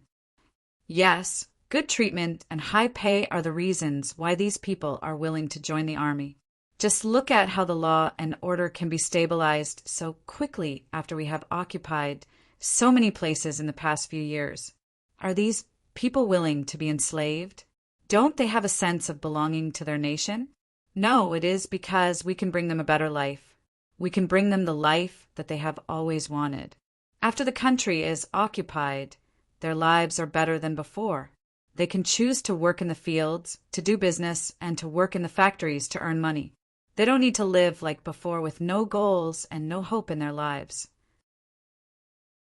This is everything that we have brought to them and also the reason why they chose us. But do you know that the appearance of a big corruption will change the world's impression of us? Corrupt officials are all sucking blood, regardless of whether it is the country's or the people's. It is all ill-gotten wealth. Once there are many such officials, only the people will suffer. Once they can't live anymore, what do you think they will do? They will choose to rebel and kill us. Therefore, the honesty of the officials is very important. They represent not only themselves, but also a force and a powerful country. This time, Yang Qindong said a lot of things in front of the three of them for the first time. It could be said that he was inspired by Yang Lu's matter. After saying this, Yang Qindong seemed to be a little dispirited. He waved his hand and said, "Well, Yang Lu should be released now. As brothers, go and see him and tell him what to do next. By the way, tell him that as long as he is willing to work hard and make achievements, I will see him again one day. If he continues to sink, then let's look at each other in the martial arts world." Yang Qindong made a break between himself and his servant, Yang Lu. On the other side, Luan Xiaoyu went out in the morning and found Wu Wei, who was staying in the guest house of the beginning city. The matter of the servant, Yang Lu, had been investigated. Wu Wei had relieved himself of the heavy responsibility. The next step was to wait for the results. Taking advantage of this time, he walked around the beginning city and checked the anti-corruption branch in the city. Once again, he talked about the importance of anti-corruption in front of his subordinates. When he woke up this morning, he originally wanted to go to the supervision branch in the city. Yesterday, they invited him to give a speech. The supervision and anti-corruption departments seemed to be independent, but they were inextricably linked in many things. He must give them face. However, Luan Xiaoyu came, and all the plans had to be changed. In a bright room in the guest house, Luan Xiaoyu dismissed everyone and met Wu Wei alone. "Vice Minister Wu, please take a seat." Luan Xiaoyu imitated Yang Qindong's appearance. While fiddling with the tea ceremony, she looked at Wu Wei, who entered the room with a smile on her face. "I don't dare. It's good to stand like this," Wu Wei said with some fear and trepidation. Although Luan Xiaoyu was more than enough to be his daughter in terms of age, she was the sixth madam. With this point, there was a difference in seniority. Luan Xiaoyu did not force him. She specially fiddled with the tea ceremony. After a while, cups of new tea were poured out. Then, she took out a cup and pushed it in front of Wu Wei, indicating that he could drink it. In the face of all this, Wu Wei expressed his gratitude and drank the tea in one gulp. However, as soon as the tea entered his mouth, he almost spat it out again. Everything was because of Luan Xiaoyu's next sentence. "Vice Minister Wu, this cup of tea is my apology." He knew that the tea was not good, but he did not expect it to be so bad. Wu Wei's face was very ugly for a while. However, Luan Xiaoyu did not look at him. She just continued to fiddle with the tea set and said, "You have worked hard on the matter of servant Yang Lu. I only knew about this matter last night. If I knew a little earlier, I'm afraid you wouldn't have to work so hard." "What does madam mean? I don't understand." Wu Wei felt that there was a hidden meaning in her words. He was puzzled. "In fact, it's nothing. Servant Yang Lu's work was arranged by me." "Well, as you can see, the residence of the Yang family in the first city has just been renovated and expanded. The construction requires money. Now, there are many places where the finance of the first city needs to invest money. Naturally, it's not good to take money from them for private matters like this. So, I made the decision and asked the servant Yang Lu to get the money. That's why these things happened." "Haha, I've made a fool of myself in front of Chief Wu." Luan Xiaoyu spoke softly, as if she was talking about an extremely ordinary small matter. She was neither anxious nor slow. Wu Wei's body trembled when he heard these words. His eyes narrowed slightly at first, but they soon widened again. He knew that it was basically impossible to punish the servant of the sixth young master. When they came, Minister Wu Qian had said that the purpose of this visit was not to punish servant Yang Lu. In fact, no matter how sufficient the evidence was, if the sixth young master did not agree, it would be useless. Therefore, their task was not to punish anyone, but to find out the corruption. As for how to deal with the matter, the power had to be completely handed over. Now it seemed that the sixth young master wanted to protect someone. As for the words of the sixth madam, Luan Xiaoyu, it was just an excuse. No one would take it seriously. But no matter what, since she had given an explanation, it was equivalent to giving an explanation. The matter should be over now. Although Wu Wei was a little straightforward and was even very principled, it did not mean that he was brainless. The sixth madam had personally stood out. If he still said that he could not do it, not only would it be useless, but he was afraid that he would not be able to keep his position or even his brain. Chapter 960. Investigating the people around the sixth young master, regardless of whether there was anything going on or not, would not be a simple case. In fact, the political significance was greater than the practical significance. If the matter was not handled well, there would probably be people who would take the blame. This would be a kind of provocation to the sixth young master's authority.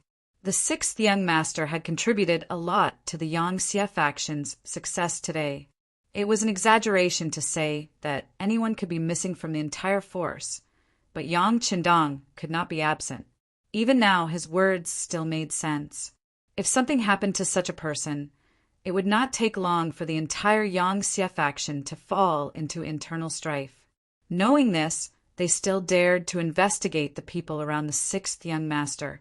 It was not that the anti-corruption department and the supervision department wanted to cause internal strife, but it was their duty. They even had a kind of worry.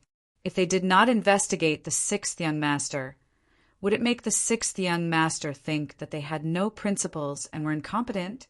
Therefore, this matter had to be investigated. However, how to investigate and to what extent were the difficulties? Fortunately, Wu Wei had a good grasp of the situation. The sixth young master already knew everything. Now that the sixth young mistress had appeared to plead for mercy, a suitable excuse was placed in front of him. Of course, Wu Wei knew what to do. I see. Then I was too nosy. Showing an expression of sudden realization, Wu Wei cooperated with Luan Xiaoyu's acting very well. Luan Xiaoyu also felt relieved when she saw Wu Wei's attitude. The other party's compromise was enough to prove one thing. That was, the anti-corruption department did not have the intention to target Big Brother. They were just doing their job. Even so, what should be praised should be praised. That's right. This time we've outsmarted ourselves. If I knew this would happen, I would have told the matter in advance. It wouldn't have been so troublesome. Of course, through this matter, it can be seen that the anti-corruption department and the supervision department's performance is very satisfactory. I believe that the sixth young master will also know. Luan Xiaoyu said with a smile. This was tantamount to settling the matter. The matter of the servant Yang Lu ended just like that. Your performance has been praised by the sixth young master. As for what to do next, it was none of other people's business. Wu Wei knew that the conversation had come to an end at this point. He tactfully cupped his fist and said goodbye. Sixth young mistress, this time I have been out for a long time. I want to leave with the next carriage to report back. Very well. A sincere smile bloomed on Luan Xiaoyu's face once again. She then waved her hand and Wu Wei retreated out of the door. With the appearance of Luan Xiaoyu, she found a suitable excuse to suppress the matter of the servant Yang Lu. At this time Yang Lu was also young mistress's and was being reprimanded and educated by the young mistress. Although Yang Lu's life was saved, he had done something wrong. If he couldn't mentally recognize his mistakes, who knew if he would make the same mistake next time? For this reason, Tiger's man and the other two talked to him earnestly for a full 4 hours. In the end, Yang Lu kept thanking the three brothers and admitted that he was indeed wrong. Only then did the matter come to an end. Old Six, the young master, still has feelings for you and is full of hope. However, you have done something wrong. So this time when you go to the southern Ming kingdom, you should perform well. They've sent assassins to deal with young master several times. This time, you can go and investigate these things properly. With third brother, the director of the security bureau, you can rest assured and do what you want. Ming acted like a big brother and said in a lecturing tone, Yes, thank you, Tiger's man, for your concern. I know what to do. Yang Lu's face still had the joy of surviving a disaster. Yang Lu was safe and was only punished to work in the southern Ming kingdom. This was already a good result. At the very least, Ming, Yang Er, and Yang Si were very satisfied. However, they had neglected one thing, and that was that it was easier to change mountains and rivers than to change a person's nature. No matter what, Yang Lu used to be an independent figure. Since coming to the first city for 2 years, no matter where he was the one teaching others a lesson. This made him accustomed to being high and mighty. This time he was taught a lesson by others, even if it was his three brothers. However, it was impossible to say that he was not angry at all. Yang Lu, who was angry, returned to his courtyard and saw the loyal butler, Yang Ying. After seeing that his master was safe and sound, he knelt on the ground and said excitedly, Master, you're back. Are you okay? Kind of. However, I can't stay here anymore. The young master arranged for me to go to the southern Ming kingdom to collect intelligence. Yang Lu said with a hint of unhappiness in his tone. Go to the southern Ming kingdom? Why? That's the enemy's rear and it's dangerous. Could it be that the sixth young master wants to use this opportunity to punish you? By the way, master, did the sixth young master tell you this? Yang Ying was nearly 50 years old, so he naturally had more thoughts when he encountered things. No, from the beginning to the end, young master has never seen me. Yang Lu shook his head sadly when he said this. Although he was a little afraid of seeing the young master, he still wanted to see him, even if it was just to scold him to vent his anger. No wonder he hasn't seen you. It seems that the sixth young master really wants to abandon you this time. Yang Ying seemed to be emotional, but there was more or less a hidden meaning in his words. However, no one knew that Yang Ying, who had been following Yang Lu in the capital of Ming, was actually a spy for Ming, directly under the command of Chief Eunuch Jining. No one knew of this relationship except the two of them. If there was a problem, he would report it directly and would not let anyone else know. This made it so that not even the Security Bureau could discover Yang Ying's identity. He had been lurking at Yang Lu's side precisely so that he could one day instigate a rebellion and use him. In order to achieve this goal, Yang Ying had gone to great lengths to not show any signs of abnormality, so Yang Lu had never been on guard against him. One could even say that Yang Lu's greed had become a habit under Yang Ying's influence. If Yang Lu had always been at the peak of his life, Yang Ying's persuasion would have been pointless, and he might even have exposed his own identity. But now Yang Lu had fallen to the lowest point of his life, and Yang Ying knew that his chance had appeared. As long as he put his mind to it, instigating a rebellion was just a matter of time. What abandon? Don't speak nonsense. Yang Lu's eyes suddenly widened, and then he hurriedly looked around. When he was sure that no one was paying attention to him, he breathed a sigh of relief. Then a trace of unhappiness appeared on his face as he said, "All right, pack up. We're leaving for the Southern Ming Empire." "Yes, master." Yang Ying nodded in agreement and led a group of servants to make preparations. Without anyone else, Yang Lu's eyes were not as calm as they appeared. Yang Ying's words were still echoing in his ears, and he could not help but wonder if the young master had really given up on him. 1455 AD. For the Yangxia faction, it was a relatively peaceful year. They rapidly developed their economy, distributed farmland, established businesses, and built factories and schools within their sphere of influence. They were responsible for reforming the hearts of the people and laying down a foundation. Everything was in preparation for the next campaign. In contrast, Ming and the Southern Ming Empire, which had been quiet for 6 years, were extremely busy. The Southern Ming Emperor, Zhu Qijin, was busy attacking the self-proclaimed little Southern Ming Emperor, Zhu Huichen's faction with Yunnan's Xu Pingwang.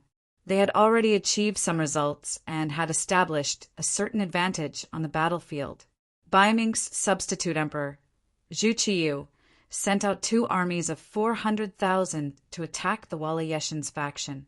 They had also achieved some progress, especially the Xian Mansion's army, Shi Wanshan's faction.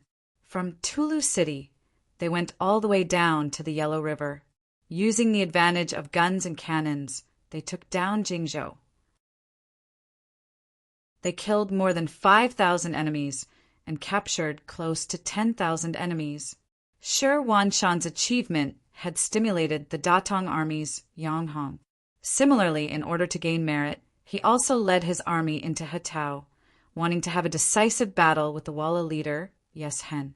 They crossed the Helan Mountains and surrounded disordered Well City, preparing to use this method to lure the Walla's main force out. The plan was very good, and they had indeed surrounded disordered Well City. When the news reached Ming's capital, the substitute emperor, Zhu Qiyu, was extremely excited. In his view, as long as he could defeat the Walla's Yes Hen, it would be enough to prove that he was stronger than his brother. This was because Ingzong had lost to Yes Hen in the Tumu fortress. If not for the Duke of Loyalty's timely intervention, he might not have survived. Thinking about the Duke of Loyalty, Zhu Qiyu could not help but feel angry. This Yang Qindong, who had the title of Duke of Great Ming, was actually a person with the ambition of a wolf. Sooner or later, he would become a huge problem for him. Although both sides were cooperating now, it was only because of the situation. He had already thought it through.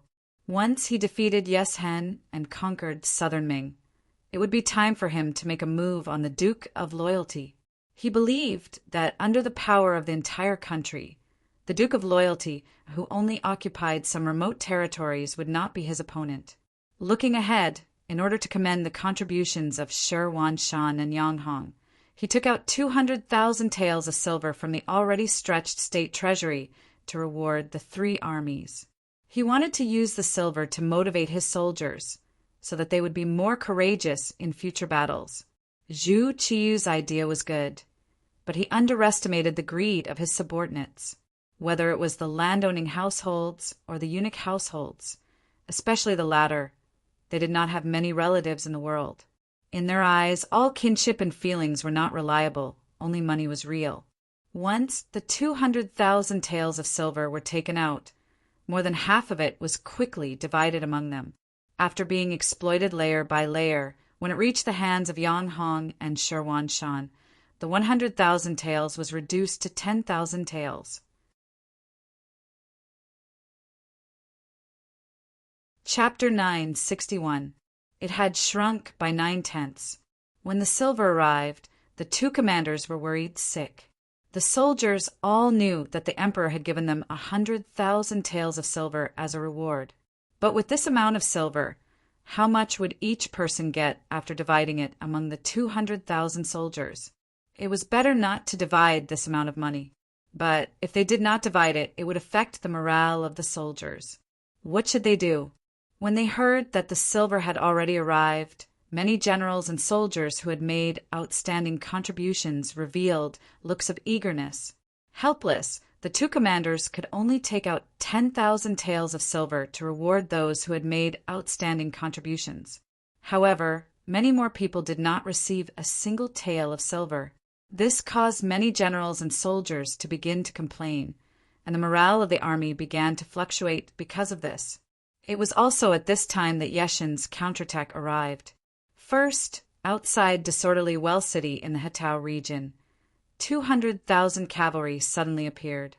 The momentum was so great that when the news reached the ears of Yang Hong, he had a face of disbelief. How can this be? Yeshen only has so many soldiers. How can there be so many enemies appearing all of a sudden? This is definitely not possible.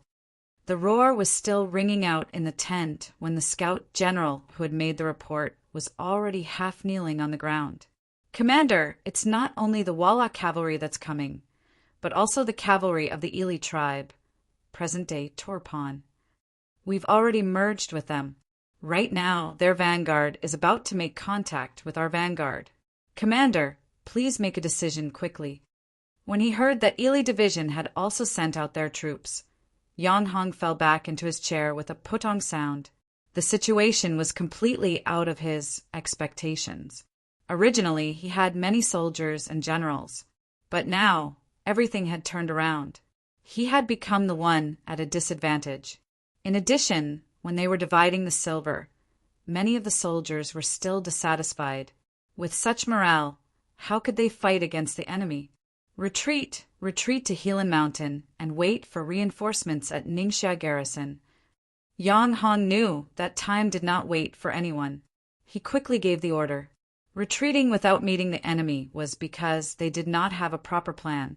This caused the formation of the 200,000 Ming army to be messed up. Using this opportunity, the Walla and Ili division launched a frenzied attack.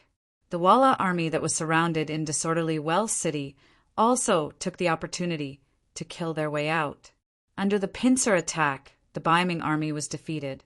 More than 10,000 men died, 40,000 were captured, and many escaped. Even the 100 redcoat cannons were lost. Only 10,000 men from the firearm unit retreated. When Yang Hong brought his army back to Ningxia Garrison, the 200,000 men only. This tragic situation made Yang Hong feel like vomiting blood. But the situation made him bite the bullet and ask for reinforcements from Baiming. Yang Hong in Hetao land was defeated. Yeshen was busy cleaning up the battlefield. While catching the deserters and settling the prisoners, he also ordered General Kansa to lead 30,000 men towards Lang Mountain. He wanted to go through Lang Mountain and Yin Mountain to break the siege of Shajing City. But his real purpose was to attack the Baiming Xian Fu army there. After surrounding Shajing city for nearly 2 months, Shan, who saw that the enemy had run out of food and was about to take down the city, suddenly received an urgent report from a scout. They had encountered too many defeated soldiers in front. They all said that Yang Hong was defeated. Now, Ili Division's cavalry was heading towards the Shajing city.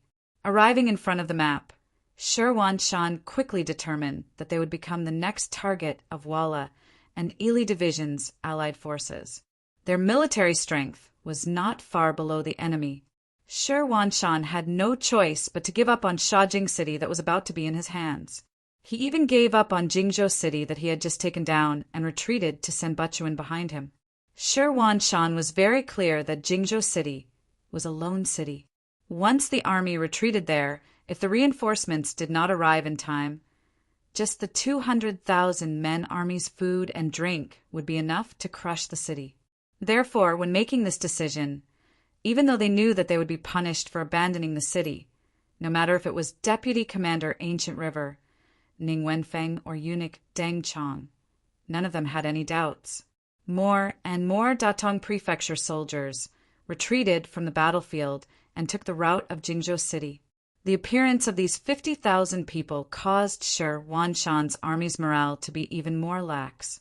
Some of the soldiers who did not know the truth actually followed these deserters, causing chaos to appear in the Xian Prefecture soldiers who were affected. Under the urgent military situation, Shan did not have time to make any more arrangements. He could only watch as chaos appeared in the army and retreated to Senbachuan city behind him. The enemy chased too hastily. Senbachuan city was not big. Even if the 4 gates were wide open, they would not be able to let in 200,000 men army in a short period of time. Many soldiers saw Kansa and his 30,000 steel cavalry chasing behind them. They had no choice but to give up on entering the city and head northeast. Their target was very clear. It was the largest city in the grassland, Shurcheng. Many of them had heard of it before. It was a paradise for the Han people. As long as they went there, they could earn a lot of money and protect their own safety. 50,000 Datong deserters and 10,000 Xian Manor deserters who were affected. A total of 60,000 people were madly marching toward the first city. With such a huge commotion, the scouting troop naturally reported the news to Yang Qindong at the first possible moment and reported it to him. Ha! 60,000 young and able-bodied men. This is good stuff. Take them all. It would be a waste not to take advantage of a free opportunity. Yang Qindong would never give up such an opportunity. He ordered the logistics division to open a shelter between Mount Saihan and Tulu City. At the same time, he ordered the new army to go there and take charge of the security work. In addition to preventing these 60,000 deserters from causing trouble, there was another more important purpose. It was to prevent the cavalry from charging in. General Kansa chased all the way here. Other than picking up some weapons and supplies left behind by the Biming soldiers on the way, he only captured 1,000 deserters. This made him very unhappy. When the army arrived at Sambilakwin, they saw that it was already heavily guarded. After seeing that the city tower was full of Biming soldiers, Kansa, who did not bring any siege weapons, gave up on taking over the city. Instead, he continued to head north. He had his eyes on the 60,000 deserters. If he could intercept all of them and use them for his own purposes, it would be a great victory. Both sides had the same goal. The 5-star army and the Biming forces met on the grassland at the same time. Hundreds of shelters had been built. The Biming soldiers who escaped here could finally put down their worries. One by one, they lined up and entered to register in an orderly manner. They were ready to enter Shurcheng and join the logistics division. Around them were more than 20,000 cavalry soldiers. It was the new army led by Tiger's Man. Looking south from here, they could vaguely see the grassland cavalry army coming from afar. Kansa rode on his horse. Beside him were valiant warriors. Just as they were moving forward, the vanguard general and Keegan appeared in front of him on their horses. "General, there is a large number of 5-star army soldiers with the 5-star flag in front." "5-star army? The army of the Heavenly Khan?" Another deputy general, Willie G., said. "General, before we came, General Yeshen repeatedly told us not to be enemies with the 5-star army. Look, what are you looking at?" Kunsa's face was full of disdain. As the generals of the Ili army, their territory was not connected to the 5-star army. What they knew and understood were only some rumors. Although this loyal duke of the Ming dynasty had many titles, such as the Heavenly Khan, the God of War, the Messenger of the Tingri Heaven, and so on, Kunsa did not care about any of these. He only worshipped powerful strength. How many people do they have? A lot. Maybe not as many as we do, but it's not much different, Keegan reported. Haha, if they don't have as many as we do, what is there to be afraid of? We chased these 60,000 Ming dynasty soldiers all the way here. We are about to get them, and now you want us to leave? How can there be such a thing in the world? How about this, Keegan, you go and talk to them. We won't make things difficult for them. Don't the Han people have a saying that when we meet we will share half? Since that's the case, let them give us 30,000 prisoners, and we will withdraw. Negotiate. But what if they don't agree? Keegan did not think that the other party would listen to him at this time. After all, no one would easily agree to take out the fat meat in their mouth. Don't agree? Then not only do we want these 60,000 people, we also want these 5-star army soldiers as captives. We also want to take them to the sure city behind him. I heard that it is the largest city in the grassland. I really want to see it, Kunsa said heroically. In the past, the Tatar tribe was suppressed by the great Khan of Tuachuobuhua, so it was difficult for the Ili army to get their hands on this place. However, it was different now. Tuachuobuhua was dead, and the Tatar forces had fallen apart. They also had a relationship with Yeshen. Now, there was no one who could suppress them. What was there to be afraid of? Furthermore, people had always said that the Han people were a bunch of herbivores. They valued Confucianism, which was the principle of being a person. It was said that the high officials in the imperial court were all led by these people. On the other hand, the military officers had a lower status. What was so scary about such a race and power? Perhaps as soon as his cavalry charged, these people would be frightened and flee in all directions, just like those Ming soldiers outside disorderly Well City. Didn't they flee when they saw them coming?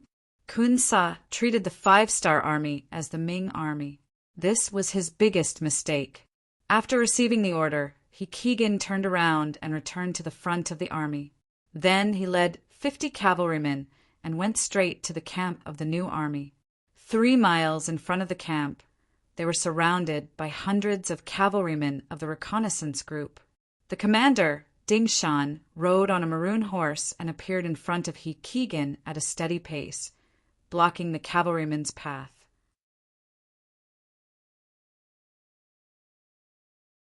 Chapter 962. Go, call your Duke of Loyalty out. I have something to ask him. Keegan rode on his horse and did not care about the cavalry that outnumbered him. Just like Kunsa, he did not care about the great Ming dynasty's cavalry.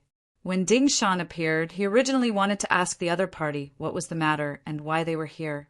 He didn't think that she would be so arrogant, directly asking to see the 6th young master. She even had such an arrogant look on her face. His anger immediately flared up. Who was the 6th young master? In the hearts of the soldiers, he was like a god. In the eyes of some people, he was like a second parent. In the military camp, when you were angry or drunk, you could scold anyone. Even if you achieved outstanding military service, you could point at your superior and scold him for a while. At most, you could just apologize after sobering up, and everyone would still be good brothers and comrades. However, no matter what, no one dared to speak ill of the 6th young master. This was because they would be ostracized and criticized by everyone else. In the best case, they would immediately be discharged from active service. In the worst case, they would be punished or even beheaded in public. With such a noble authority, the person who came dared to ask to see him, and even acted as if it was only natural. There was no smile on Ding Shan's face. It was as if he did not understand. He asked again, "You want to see the Duke of Loyalty?" "That's right." He Kagan nodded, still with his nose in the air. "Okay, then I'll take you to see him." Ding Shan nodded. Although it was said that envoys were not killed when two armies fought, these people actually looked down on the sixth young master. This was equivalent to insulting all the soldiers of the 5-star army. This was a threshold that could not be crossed. When he heard that Ding Shan would take him to see the Duke of Loyalty, he Kagan immediately calmed down. He knew that as long as he showed his ruthless side, these Han cavalry would not dare to disobey. Well, the facts proved his conjecture. However, he did not know that his guess was not even half correct, because in the next second, Ding Shan taught him how to be a person. He raised his right hand up high and then brought it down abruptly. "Tie them all up," he said. Even though some of the cavalrymen were prepared to resist, their resistance was futile in the face of the scouts, who outnumbered them by several times. In Yang Xie's army, the strongest was naturally the Lung Feng, followed by the cavalry. The 1st Cavalry Division was even more powerful than the Cold Vanguard. In fact, when they weren't involved in sieges, they were even more powerful than the Cold Vanguard. However, there was another force that was also very strong, and that was the reconnaissance force. Being able to become a scout, especially a qualified cavalry scout, meant that they were 1 in 100. Whether it was their skills, horsemanship, or adaptability, they were all outstanding warriors. When such a group of people formed into a large scale, one could imagine how powerful such an army would be. Perhaps they were not as good as the world's #1 cavalry division, but they were definitely not too far off. Asking them to deal with the ordinary cavalry of Ely could only be described as using a butcher's knife to kill a chicken. He Kagan was the most pitiful. Just a moment ago, he was still arrogant and looked down on everyone. In the next moment, Ding Shan whipped him. The strong inertia, coupled with the fact that he was not prepared, made him fall off his horse. Following that was a series of punches and kicks. When he looked up again, his entire body was tied up with ropes, and he was a captive. Not only him, but the 50 cavalrymen he brought with him were also captives. Some of the cavalrymen who resisted fiercely had a few knife wounds on their bodies. Blood dripped down mercilessly. There's no need to bandage them. That would be a waste of our resources. Send them back to the headquarters of the 1st Army. Ding Shan revealed a fierce gaze and gave the order. If it was any other time, he would not treat the enemy's messenger like this. After all, on the battlefield, there were always rules to follow. But today, he Kagan spoke so rudely that there was no need for him to be polite anymore. Even if he were to go to the headquarters, no one would be able to say anything wrong. In fact, they might even praise him instead. In the headquarters, Commander Tiger, Ming, and Deputy Commander Shibi were looking at the sand table in front of them. They were making plans for the aftermath of the emergency when they heard a soldier report that Commander Ding Shan of the reconnaissance team had arrived. Accompanying him were 50 Ely cavalry captives. Captives? I don't think we ordered a battle. Commander Tiger, Ming, was puzzled. Then he shook his head. This Ding Shan, did he kidnap the enemy's messenger? That's against the rules. Ha! Commander, perhaps there's something else. Let's talk about it when we meet them. Vice Commander Shibi also smiled. Based on his understanding of Ding Shan, this person was a smooth and slick character who rarely acted impulsively. But then again, an impulsive person would never become the commander of the reconnaissance team. Then let's call them in. Tiger, Ming thought about it and decided to meet with Ding Shan first. Soon, Ding Shan entered the tent carrying He Kagan, who was tied up tightly behind his back. As soon as he came in, he threw him to the ground, causing him to fall flat on his face. Then he saluted Hu Mang and Shibi. Commander, Deputy Commander, this person wanted to negotiate with us, but he spoke rudely. I brought him here. What's going on? Tiger Main's face darkened. After all, they were messengers. If there was no good reason to treat them like this, it would be unreasonable. It's like this. Ding Shan knew that he had to explain the situation clearly, otherwise he would be in the wrong. Therefore, he repeated what he had said to Keegan. As soon as Ding Shan finished speaking, a large foot suddenly kicked over, leaving a mark on Keegan's face. Blood flowed out from the corner of his mouth. Perhaps it was because he used too much force. Even his snot and saliva flowed out. Needless to say, it was Tiger Main who kicked Keegan. How dare he disrespect the young master? Just based on this, it would not be too much to kill him. Clang! Another kick was sent out. This time it was Shibi who did it. After being used by Yang Qindong for so long, he had always wanted to repay him. But now, someone dared to look down on the sixth young master. Based on this, if he did not kick Keegan, he would not be able to vent his anger. Keegan, who had been brought into the tent, thought that he had found a place to seek justice. However, he did not expect to be kicked twice in a row. The kicks were not light either. He could feel the pain on his face, but because his mouth was gagged, he could not say anything. Deputy Commander, I don't think there's any need to hesitate.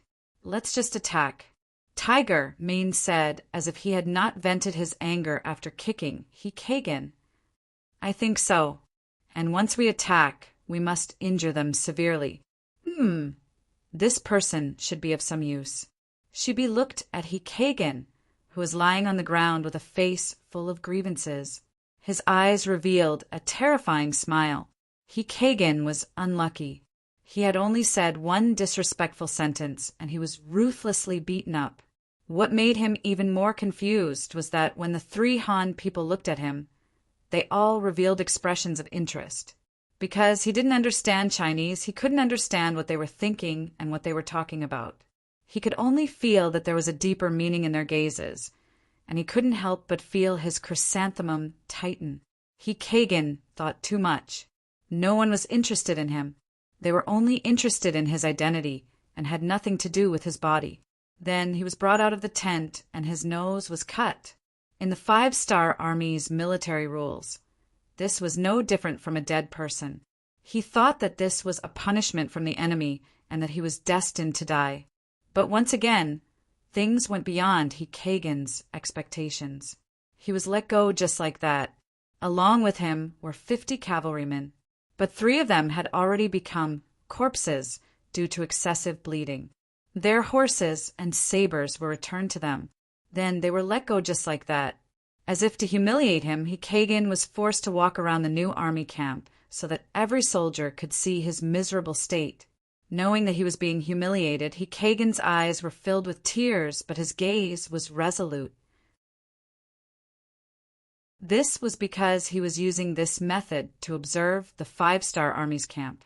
Needless to say, he gained quite a lot. For example, he saw many soldiers eating and drinking together. Some even fell asleep in the open space of the camp. But in the face of all this, no one cared. Just you wait. With such lax military discipline, you will not be a match for our 30,000 cavalrymen. I will definitely take revenge for this humiliation. Keegan thought hatefully in his heart. After a round of running around the barracks, it was already afternoon. He and Keegan were released. Once he was a mile away from the 5-star Army's reconnaissance team, Keegan spurred his horse and rushed back to his own camp. There was only one thing left in his heart: revenge. In the Ili camp, Kansa was waiting for news. When he arrived, he saw Keegan with blood on his face. After taking off his black scarf, he looked terrifying. When he saw him, Kansa immediately asked, "Who are you?" Just this one sentence made Keegan cry. "General, look carefully. I am your vanguard, Keegan." "Ah, you are Keegan. How did you end up like this?" Kansa was puzzled. He really could not understand. Keegan was fine when he went out. How did he come back with a face covered in blood? He could not even recognize him. At that moment, Keegan told Kansa everything that had happened to him. Of course, he did not exaggerate. In short, the 5-star army was too arrogant. They did not follow the rules at all and did not take their 30,000 cavalrymen seriously. Most importantly, their military discipline was very lax.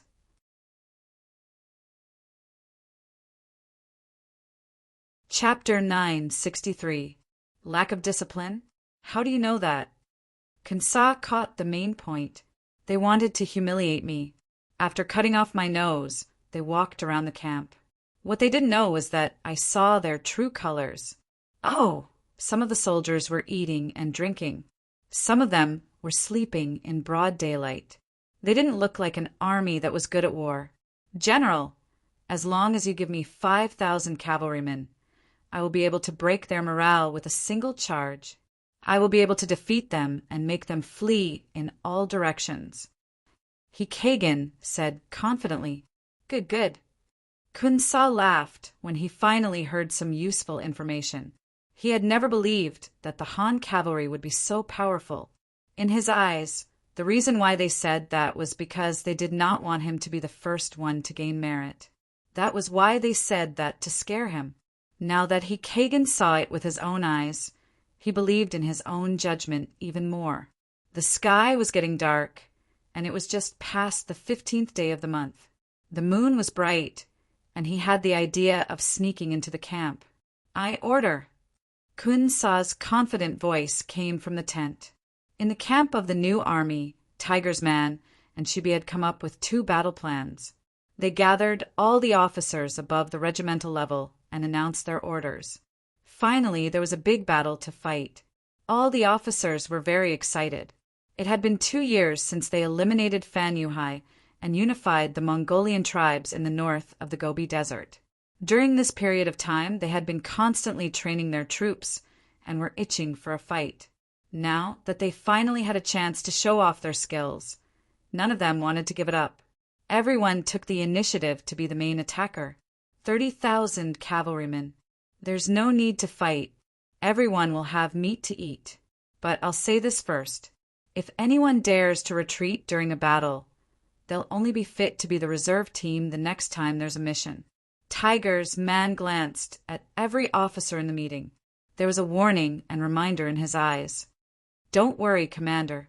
This is our new army's chance to shine again. We won't let you down. That's right. If our light cavalry regiment dropped the chain and let them escape, then you can take my head as the regiment commander. If I can't break through the enemy's battle formation in the first charge, I don't want my head anymore. All the officers spoke one by one, made their stand, and even made military orders. Tiger's mane nodded excitedly. All right, I'll remember what you've said. Please remember that military law is merciless. If there's a problem, you'll have to be prepared to be punished by military law. Tiger's mane couldn't be blamed for being so careful. There hadn't been any major battles in the past 2 years, and many of the new soldiers in the army hadn't really seen blood. Although the training had been targeted, a real battlefield and a drill were 2 completely different things. Any underestimation of the enemy could cause irreparable losses. In order to eliminate the enemy, she and the military staff made a total of 2 plans. The first plan was that if the enemy attacked the camp at night, they would beat them at their own game. The second plan was that if the enemy didn't attack the camp, they would charge at dawn. That was when the enemy's defense was at its weakest. The night came as expected. The moon hung high in the sky, shining down on the grassland. It allowed Li to see the army clearly from afar. At the same time, their movements were perfectly captured by the scouts. They're here, they're here. They're really moving out. After the scouts reported the news to the military, Tiger's man rubbed his hands in excitement. However, when he heard that the enemy only had 5,000 cavalry, he couldn't help but reveal a disappointed expression. They only sent so few troops? It's not enough. Haha, Commander, don't worry. They're obviously looking down on us. Since that's the case, we just need to advance to the second plan. She seemed to have understood the thoughts of his opponent. He must have let Keegan slip around during the day to show his weakness. Since that was the case, he would let them know the consequences of trusting his own eyes. Yes, that's right. Tiger's man nodded heavily. He then looked at the messenger and said, "Order the direct troops to stay behind and attack the enemy. The Tatar division will flank the enemy from the left flank. The recruit division will flank the enemy from the right flank. The light cavalry division will circle the enemy from the rear. The heavy cavalry division, the scouts, and the military will charge at the enemy from the front in an hour. Once the 2 red signal flares are used, the entire army will attack." After the order was given, a few messengers moved out and spread the news that the second plan was to be carried out in advance. Immediately, the various divisions and regiments that were already prepared on the outskirts of the camp all went to their respective destinations. Only the direct troops were left behind to prepare for an ambush. Keegan's face was wrapped in a black cloth, covering his somewhat frightening face. He led 5,000 cavalry and charged straight at the enemy. When he was only a mile away from the camp of the new army, he still didn't see anyone appear to stop him. He only saw a few 5-star army soldiers that were in charge of night patrol running around. He couldn't help but let out a victorious smile. Everything was as he had expected. The new army was just for show. He didn't think that they would dare to attack at night. Since that was the case, he would kill to his heart's content and take revenge for what happened during the day. "All of you, charge! It's time to kill the enemy." He raised his saber high and laughed heartily with Kagan. He followed the first echelon into the barracks of the new army. Then he bent his body slightly and chopped at the curtain of a tent. He forcefully tore a hole nearly 10 feet wide in it. However, the expected scene of the enemy sleeping soundly or panicking didn't appear. With the help of the bonfire in the camp, they saw an empty tent. Not to mention a single person. There wasn't even a blanket to be seen. This was clearly an empty military tent. There was nothing inside. Just from this point alone, it was clear that no one had lived in it. One of the tents was empty. Kagan had a bad feeling about this, but he still continued to cut down a few more tents. Reality told him that there were no opponents in any of the tents, nor were there any items. At this moment, no matter how stupid he was, he knew that this was an empty tent. In other words, he had been tricked. Not good. This is the enemy's trap. Retreat. Seeing that his hopes were dashed, Keegan felt a chill run down his spine. Keegan shouted for the army to retreat. Even if they wanted to retreat now, it was clearly too late. Because right at this moment, countless cavalry suddenly appeared in the darkness around the large tent, each of them holding fiery bows. Under the loud shout of Commander Dengyu, round after round of fire arrows flew through the air, landing in the midst of the 5,000 cavalry under the command of the Ili army. The flaming arrows were like meteors streaking across the sky, landing on the cavalrymen. One by one, the soldiers screamed, howled, fell off their horses, rolled on the ground, or galloped away aimlessly, knocking down their comrades one after another. Under the rain of fire arrows, the 5,000 cavalrymen's formation was thrown into chaos, drowning out Keegan's order to retreat. "All units, charge!" Deng Yu pulled out his saber after firing 3 arrows in a row. With a loud shout, he led the charge towards the surrounded cavalrymen. What followed was the sound of thousands of horses galloping from each camp. One side came prepared, while the other side was panicking. One side had high morale, while the other side had no will to fight. This was not a fair battle to begin with. After a few charges, the 5,000 cavalrymen of the Ili army were either dead or injured. The outcome was decided. In the main camp of the Ili army, one could vaguely see the flames of the new army camp a few miles away. Vice General Wu Liji smiled as he reported the good news to General Kun Sa. "General, it seems like Keegan has succeeded." "Haha, I've already said that the Han cavalrymen are nothing to be afraid of." Kun Sa laughed as if everything was within his expectations. General, should we do something too? Why don't I bring a group of cavalrymen to support them? After all, there are more than 20,000 enemies. Even if it's to capture prisoners, we'll need help. Wu Liji took the opportunity to say. Obviously, he did not want to see He Kagan take all the glory and steal all the credit. Kun Sa knew what he was thinking. With 5,000 cavalrymen, capturing several times the number of enemies would not be difficult. However, as a general, he had to learn to be fair. Otherwise, he would not be able to convince his subordinates. Kun Sa nodded and said, "All right, I'm a little worried about He Keegan. How about this? I'll give you 5,000 cavalrymen. Go and help them." "Thank you, General." Wu Liji placed his right hand on his left chest and bowed. He then turned and strode away.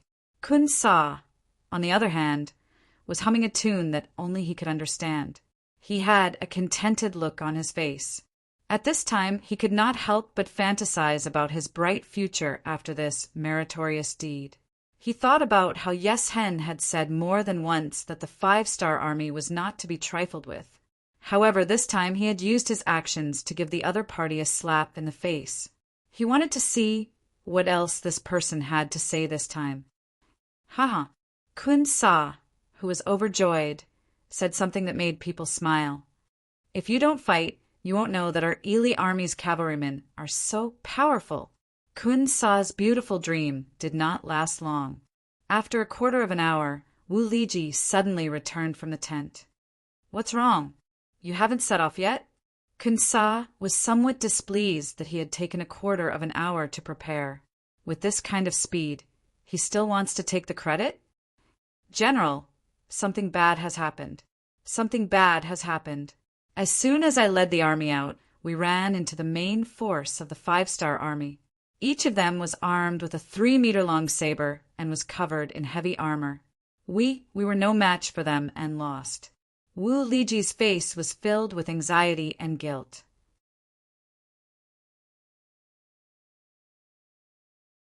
Chapter 964. Huh? What did you say? Kun Sa slammed the wooden table in front of him, his face full of anger. What the hell is going on? How can there be the 5-star army in front of us? Weren't they heavily injured by General Keegan? I don't know. Wu Liji shook his head. This time he was not lying. He really did not know anything. As soon as the army came out, they bumped into the new army of heavy cavalry. Their equipment and combat power were not as good as the enemy's, so they were defeated in just one confrontation. How could they figure out what happened? Fortunately, Wu Liji did not need to explain anything. Scouts poured into the tent one by one. "General, we found enemies on the left side of the army." "General, we found enemies on the right side of the army." "General, we found enemies on the right side of the army." What's going on? Where did so many enemies come from? Can anyone explain to me? With a face full of anger, Kun Sa slammed the wooden table in front of him several times. The wooden table was on the verge of collapse, as if it would collapse at any time. Following this shout, the tent was so silent that even a pin drop could be heard. Obviously, no one knew how to answer this question. This result was completely different from what they had expected, and it made them unable to think for a while. But the truth would answer everything. A flaming arrow suddenly shot into the main tent, and the flames rose. Soon, the tent was burned to a crisp, and the temperature in the main tent rose. Wu Liji also shouted, "Not good, the 5-star army is coming. General, quickly give the order to retreat." "Retreat?" Yes, retreat." After a moment of shock, Kun Sa gave the order to retreat. At this moment, he did not have time to think about why there were so many 5-star army in his camp. Now he only thought about how to escape and save his life. 2 red signal flares were fired into the sky. Originally, only the 5-star army had entered the barracks. However, not long after, the 5-star army appeared from all directions. They held fire arrows and set fire to the barracks one after another. causing the horses to whine incessantly. Many of the cavalrymen in the elite army couldn't even get on their horses. They were either shot to death, burned to death, killed, or captured.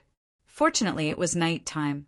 Kun Sa and Wuli Ji led 5,000 cavalrymen and charged in one direction. Eventually, they managed to force their way out. After losing 2,000 cavalrymen, they managed to break through the encirclement of the light cavalry regiment. The light cavalry regiment had always been known for their speed. Frontal clashes on the battlefield were not their forte. In the end, Commander Ma Xiangshan could only watch the enemy retreat and sigh loudly. The massacre in the barracks was still ongoing. The results of the new army's training in the past 2 years were proven on the battlefield. The soldiers raised their sabers, waved their arms, and demonstrated what they had learned in their daily training. They treated the living enemy cavalrymen in front of them as scarecrows on the training ground, repeatedly cutting them down. These new soldiers who had joined the battlefield in the past 2 years were already qualified in terms of organization, discipline, and individual qualities. Now, they only lacked actual combat experience to kill the enemy and see more blood.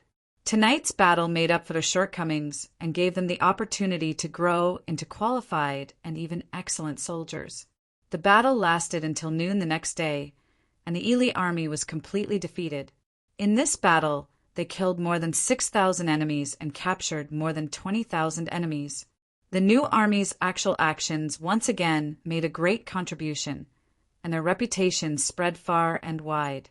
Poor Kansa came with 30,000 soldiers, but when he escaped, he only had 3,000.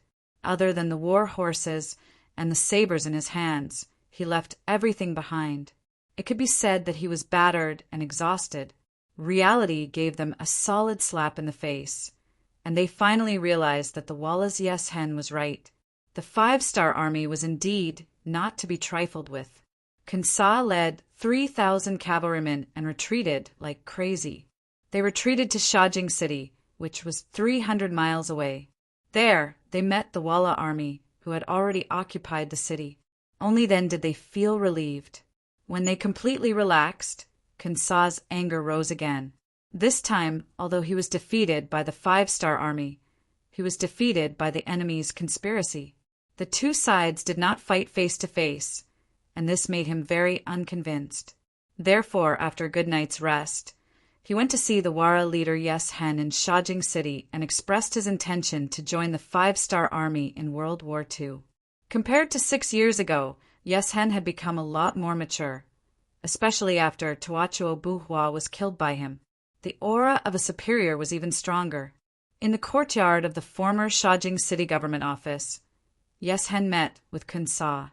When he heard that Kansa wanted to send troops to inflict heavy losses on the 5-star army and avenge more than 20,000 of his soldiers, he did not refuse. Instead, he asked politely, "How many cavalrymen does General Kansa have now?" 3,000, but they are all elites, Kansa answered without hesitation. "Oh, only 3,000 cavalrymen? I thought General Kansa had 300,000 cavalrymen." After chuckling coldly, he suddenly roared, "I don't care what kind of status you had in the past.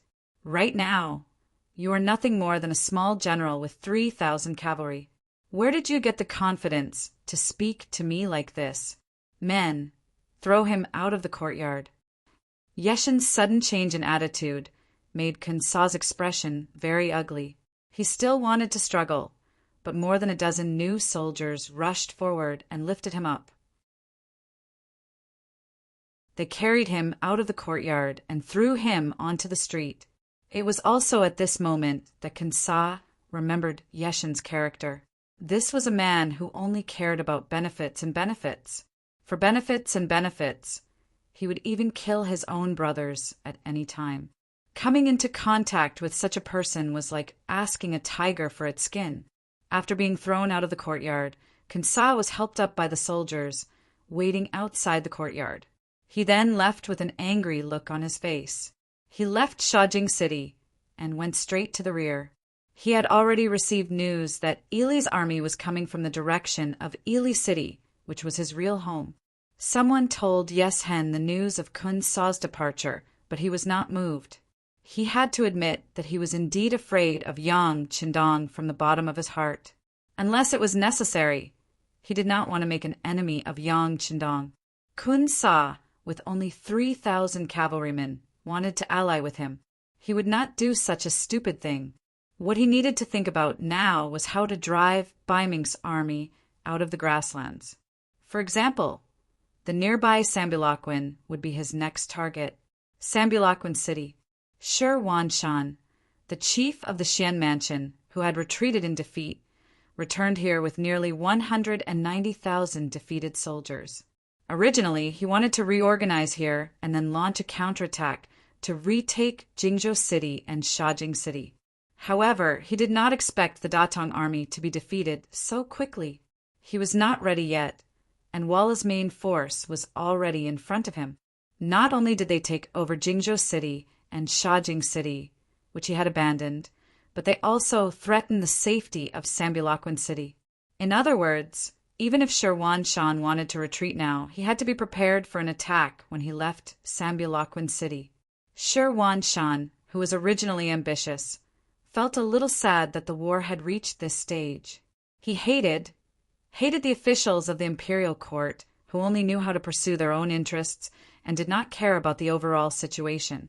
He hated the incompetence of Datong's chief of the army, Yang Hong. If he did not have such a big appetite, he would not have surrounded Chaojing City and instead thought of a way to take it down. Then he would have been able to resist the allied forces of Walla and Ili. This would have created an opportunity for him to take down Shajing City and reach the rear of Walla. At that time, the opportunity for the decisive battle would have arrived. But now, the defeated army had become a fact. How difficult would it be to find the same opportunity as before? Shi Wanshan seemed to be somewhat dispirited. The expressions of the two deputy commanders beside him, Gu He and Ning Wenfeng, were not much better.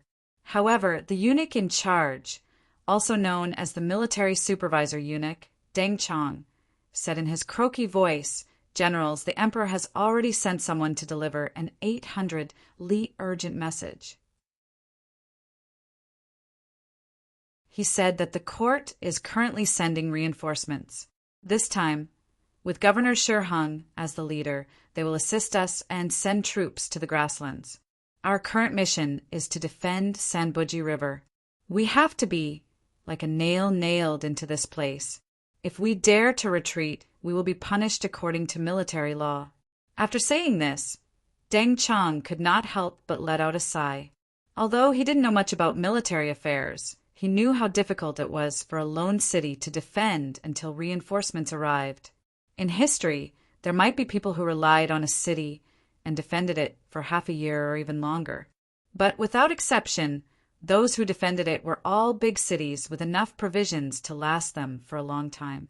In contrast, Sambilaquan did not have such conditions.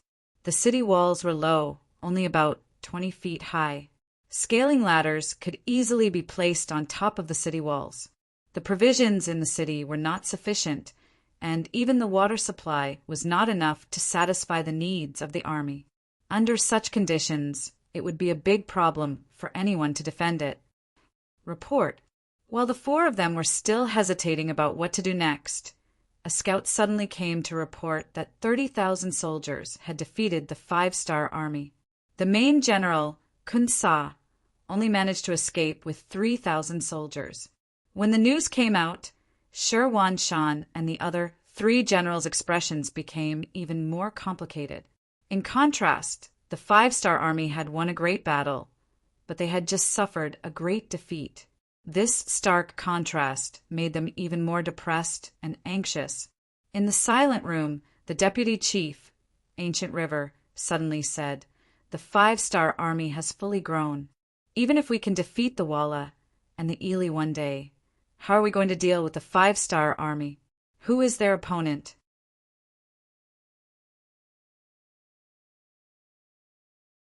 Chapter 965. Speaking of which, Gu He could be considered a valiant general. Among the 200,000 soldiers of the Xian mansion, even Sherwan Shan was slightly inferior to him. Usually he was the one who shouted the loudest, as if he didn't put the heroes of the world in his eyes. But now he actually asked this question. This was enough to show that he was a little afraid. Ancient River's words made the originally quiet room seem even quieter. Sherwan Shan and Ning Wenfeng didn't say anything. They didn't know what to say or how to answer this question. Only Deng Chang, the eunuch, suddenly said after a moment of silence, "General Ancient, what do you mean? Could it be that you're afraid?" As a eunuch, he only had one person to back him up, and that was the emperor. Anyone who disobeyed him would become his enemy. It was only because they were on good terms that Deng Chang normally didn't dare to say such things. If it was anyone else who dared to say such things, Deng Chang probably would have already called for soldiers to arrest them. I'm afraid? What a joke. On the battlefield, when have I not led the soldiers? I'm just talking about something we'll have to face sooner or later. Faced with Deng Chang's question, Ancient River naturally wouldn't back down. In the face of a great enemy, if there was any internal strife, the situation in the city would be even worse. As the commander, Sherwan Shan finally opened his mouth and said, all right. These are just private words. They can't be taken seriously. We should think about how to deal with the current situation and how to deal with the Walla cavalry. The emperor has already said that we can't lose Sanbu Lachuan. Otherwise, we'll be punished by military law. Since it's like this, if you don't want to die, quickly come up with a plan. It's not easy to defend. Without enough provisions, the morale of the army will fall into chaos as time goes on. Ning Wenfeng, who was famous for being a wise man, shook his head. We can have Talu think of a way to supply us with provisions. Also, this place isn't far from Datong Prefecture. We can think of something from there. Deng Chang also suggested. After following Sherwan Shan for so long, he wasn't a complete novice when it came to military matters. He more or less had some common sense. Datong Prefecture? Hearing this, Ning Wenfeng shook his head. Right now, their main force has retreated to the Ningxia Guard. They must be scared out of their wits. It's impossible for them to support us. I fear that they don't even have the courage to open the city gates. As for Tulu City, we can order them, but once we leave, there aren't that many guards left there to begin with. It's already not bad for them to be able to defend the city. They will be able to hold on. Duke Zhongdan won't let anyone take Tulu and threaten the Han people. Sherwan Shan interjected with certainty when this topic was brought up. This was also what he was not worried about. Perhaps the emperor had also seen this point. Otherwise, he would not have ordered them to defend Sambilakwin to the death.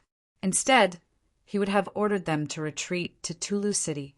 Regardless of how great of a threat Yang Qindong was to all sides and how fast his power rose, there was one thing that was not wrong. He had taken care of the great Ming people, or rather, the Han people. This situation was seen by everyone. Since this was the case, with his temper, there was no reason for him to allow Tulu City to be attacked.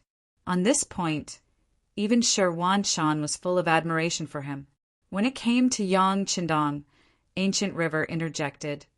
Hey, do you guys think we can have someone send a letter to the Duke of Loyalty and ask them to transport supplies for us?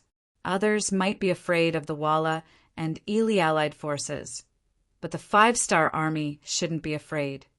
Is that okay? The 5-star army doesn't have many troops in Origin City. Do they have this kind of ability?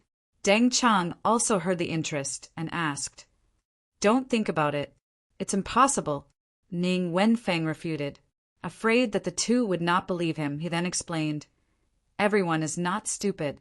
We should be able to see the ambition of the Duke of Loyalty. In the future, there will be a day when we will become enemies.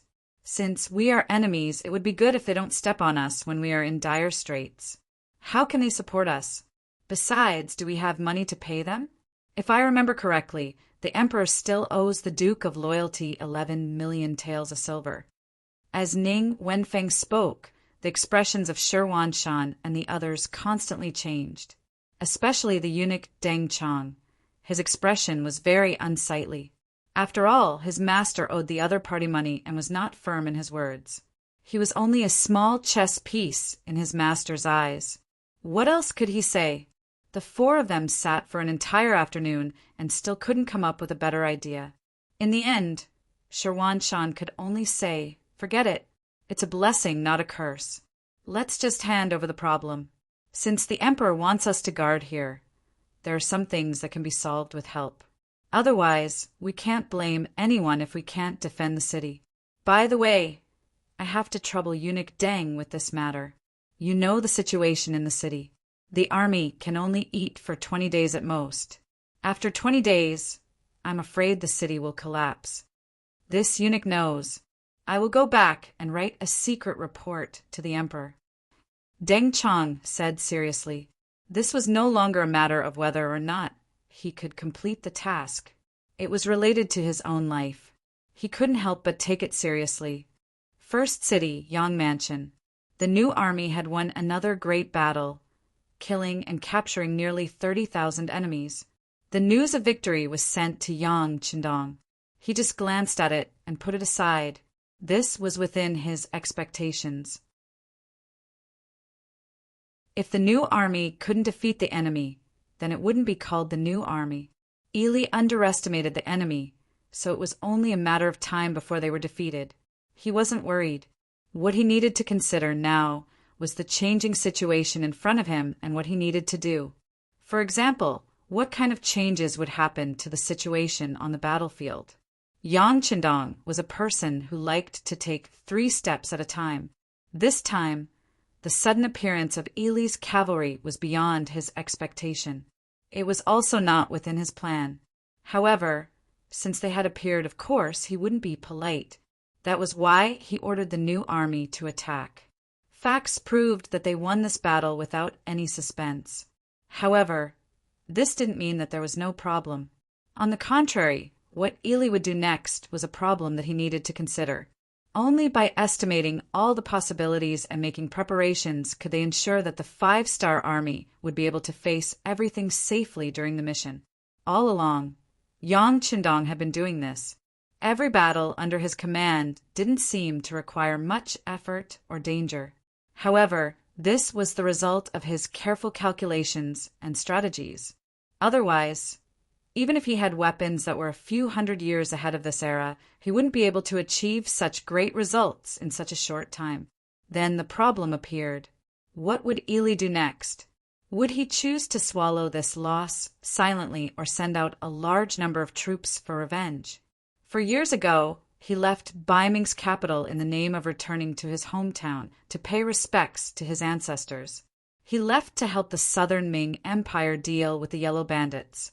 Since then, he had started his own journey. The only difference was that the farmers earned grain, the merchants earned money, and the politicians earned reputation. What he earned was merely a country. To build a country, it wasn't as simple as fighting and killing. Wasn't there an old saying that went, "It's easy to conquer the world, but hard to defend the world"? How to manage these territories well and use them well was the time to show one's true ability. Fortunately, with the experience of the later generations and some of the goods in the warehouse, he was able to create a lot of value. With money, it was easy to do things, and the territory he conquered was stable. But after all, his foundation was too weak, so the local management couldn't keep up with the pace of his expansion. Just like now, he could command his troops and had the ability to conquer more territory, but how to defend it had become a big problem. For example, the territory in front of him wasn't small, and it was vast but sparsely populated. Once he defeated the enemy's main cavalry, it wouldn't be difficult to occupy it. Similarly, because the territory was vast but sparsely populated, the number of civilians needed was really difficult for him. In other words, he had the ability to defeat the enemy, but he didn't have the strength to occupy the enemy. Even so, now was the time to occupy Ili, which meant that it wasn't the time to fight the enemy. Sigh, I used a lot of effort to defeat the enemy, but I can't ask for any benefits. It's really not interesting."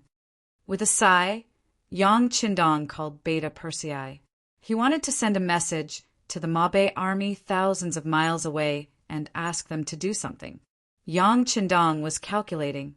He needed time to accumulate enough strength, such as excellent management personnel after occupying a piece of land, the people who needed to move in and out, the development of this area in the future, what kind of factory to build, what kind of sunshine to point to for the people, and so on. Like him, Ming was also calculating. In the capital of Ming, the ministers reached a consensus at the court meeting. Sanbu Lachuan must be defended. Only in this way could they give Governor Shi Hung enough time to prepare for a big battle with Walla on the grassland and win the final victory. The consensus was reached, but the situation in Sanbu Lachuan was there. The city was not big, the city walls were not high, and the food and water stored inside were very limited. With such a medium-sized city, it was impossible to stop the combined forces of Walla and Niliali. Commander Shi is a general who can fight. The Battle of Xian Mansion and the Battle of Tulu City have proven his ability. Now he has nearly 200,000 troops in his hands. As long as the provisions can keep up, there shouldn't be a problem to defend the city. At the court meeting, Minister of War Ming stood up and expressed his opinion. Ming's words attracted the silent support of many other ministers. But then Minister of Works Shi Pu stood up. Minister is right, but the key problem is how to guarantee the provision on time.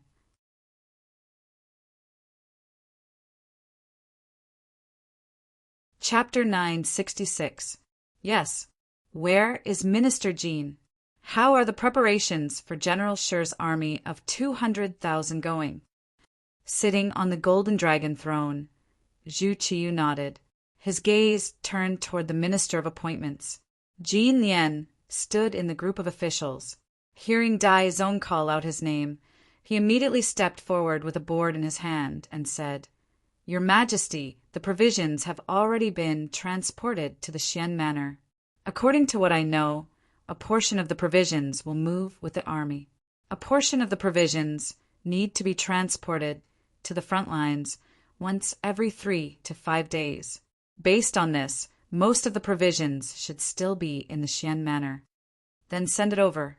Hearing that the provisions had already been prepared, Zhu Qiyu's face was filled with joy. However, after saying this, he realized that the entire hall had suddenly fallen silent. It was as if there was something wrong with what he had said. Fortunately, there were some officials who were good at understanding people's hearts. Minister of Justice Su Yojin stepped forward and said, "Your Majesty, the difficulty right now is that the provisions can't be transported up. Presumably, the area around Sanbu Lachuan should be filled with Yeshin's cavalry. If we send them up now, it's no different from sending sheep into a tiger's den." Yes. Zhu Qiyu's face turned bright red. Although he had already been the emperor for 6 years, he had never been on the battlefield. His understanding of war was only from what he read in books. After Su Yojin's reminder, he knew that what he had just said was a bit too hasty. His face turned red. In order to eliminate the effects of what had just happened, he thought of a way to divert everyone's attention. He looked at Shi Hung in the group of generals and said, "Governor Shi, when will the newly gathered 200,000 soldiers be gathered and sent to the battlefield?" "Your Majesty." Shi Hung bowed and said, "The gathering time will take around 15 days. After all, 200,000 people is not a small number. As for when they will be able to reach the battlefield, if they rely on their legs, it will probably take another 1.5 months to reach Sanbu Lachuan. However, if I work hard, 2 months should be enough." 2 months? This answer caused the officials who were participating in the court meeting to whisper to each other and discuss spiritedly. If it really took 2 months, Sanbuchuan might really fall. If that was the case, the 200,000 soldiers in the city would be devoured. This would undoubtedly be a heavy blow to Ming's military strength. On the dragon throne, Zhu Qiyu shook her head. "I'm afraid 2 months won't be enough. How about this? If anyone has any way to transport the provisions to Sanbu Lachuan, feel free to share it." This The ministers couldn't help but shake their heads like rattle drums. To break through the formation of the Walla cavalry and transport so much grain into the city, there was only one word to describe it: difficult. After waiting for a long time, no one came forward to provide advice. This made Zhu Qiyu very angry. Normally, all of them would claim to be patriotic ministers and would love to dig out their hearts for him to see. Or perhaps he was more capable than Guanzhong and Yu Yi. However, when faced with a difficult problem, all they did was shake their heads. How could Zhu Qiyu not be disappointed? After a while of discussion, the hall became quiet again. It was clear that no one had thought of a better idea. Seeing the reaction of the ministers and thinking about the fiery military situation ahead, Zhu Qiyu couldn't help but get angry. She slammed her hand on the dragon table and asked loudly, "My dear ministers, you are all the smartest and most capable people in the world. Don't tell me that even you don't have a better idea?" These words made the old ministers blush. However, there were some thick-skinned ones whose faces didn't change. To them, what they learned was how to govern the world and how to govern the country with benevolence and righteousness. It wasn't some military book. It had to be said that this was the so-called Confucianism. It was just a theory within a theory. The more one read, the better one could write some good articles. This was also the use of it. They could pass the imperial examinations and obtain the qualifications to become an official. Then, they would slowly waste their time and accumulate experience. Finally, they would become the so-called minister who governed the country. With such people, it was no wonder that the common people lived in an abyss of suffering. The hall was still silent. Zhu Qiyu's expression became more and more unsightly. He once again felt a sense of isolation and helplessness. He once again understood what it meant to regret not having enough help when it was time to use it. In the moment of silence, a voice suddenly sounded. Dressed in a second-rank official's robe, Minister of Justice Su Yozhin stepped out of his office and said, "Your Majesty, actually, if you want to transport provisions to Senbachuan City, it isn't that troublesome. As long as one person is willing to agree, this matter is simple." Someone stepped out. This already made Zhu Qiyu very happy. The person who stepped out even thought of a solution. Zhu Qiyu immediately asked, "Beloved Minister Su, do you have a good idea? Quickly say it." Among the officials, the Minister of Rights, Hu Shao, had been standing there with his eyes closed. When he saw Su Yozhin step out, his originally unconcerned expression instantly changed. His brows couldn't help but furrow together, but then slowly relax. Yang Qindong had already told him that Su Yozhin was also a person of the same path. However, in these past few years, the two didn't have much contact. Perhaps it was because they didn't feel at ease with each other. They only silently cooperated with each other on some matters. If they could cooperate, they would also silently support each other in private. Hu Shao naturally understood Su Yozhin a little. He was smart, discerning, able to see the situation clearly, and had smooth and slick methods. However, him stepping out at this time was still out of Hu Zhao's expectations. He had already guessed what this person wanted to say. However, was it really good to involve Yang Qindong in this matter? The opponent this time was the allied cavalry of the Walla cavalry and the Ili cavalry. Did the five-star army really have the strength to stop them? However, with Su Yozhin's personality, he rarely fought a battle that he wasn't confident in. Could it be that he had received Yang Qindong's secret order and wanted to take the initiative to participate in such a big event to share some benefits?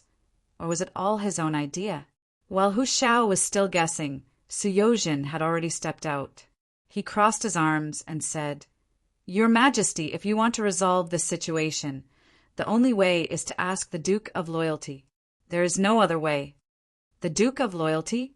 Zhu Qiyu, who was sitting on the dragon throne, originally had a face full of expectation. At this moment, his expression became somewhat ugly. It was unknown when it started, But in the court of Biming, the words Duke of Loyalty had become a taboo. If it wasn't necessary, no one would mention it. Perhaps everyone knew that this person's influence was so great that it threatened the survival and development of Biming. However, this person's influence had already reached a certain level. He was no longer someone that could be casually suppressed. Since there was no way to deal with him, it was better not to mention him. This could be considered as out of sight, out of mind. But now, Su Yojin had broken this rule and took the initiative to mention him. An extremely clear expression of displeasure flashed across Dai Zong's face. The Duke of Loyalty? How could he have such an ability? Zhu Qiyu's voice carried a trace of dissatisfaction. Listen to the sound of gongs and drums. The ability of the officials to observe people's expressions was not small. Seeing that the emperor was a bit angry, the smartest thing to do was to immediately stop this topic. However, Su Yojin had no way out now. Ever since Yang Qindong appeared in the capital of Biming and saw him at night, Su Yojin, who had been wavering, knew that he had already boarded Yang Xie's ship. It was likely that it would be impossible for him to get off. The only thing he could do was to think of a way to prevent this ship from sinking in the sea and find a way to sail further. After understanding this in his heart, he took the initiative to cooperate with Yang Xie. For example, when the Five-Star Army attacked North Korea, many of the officials in the court criticized the Five-Star Army for attacking a vassal state of the Ming dynasty. This was clearly a form of disrespect to the Ming dynasty. Not only did he not make a fuss with these people, he even privately found the Dai Zong Emperor and said that North Korea was not part of the Ming dynasty.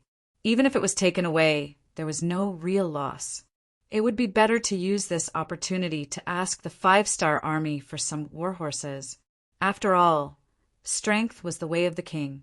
As long as he had enough strength, he could take back what he lost sooner or later.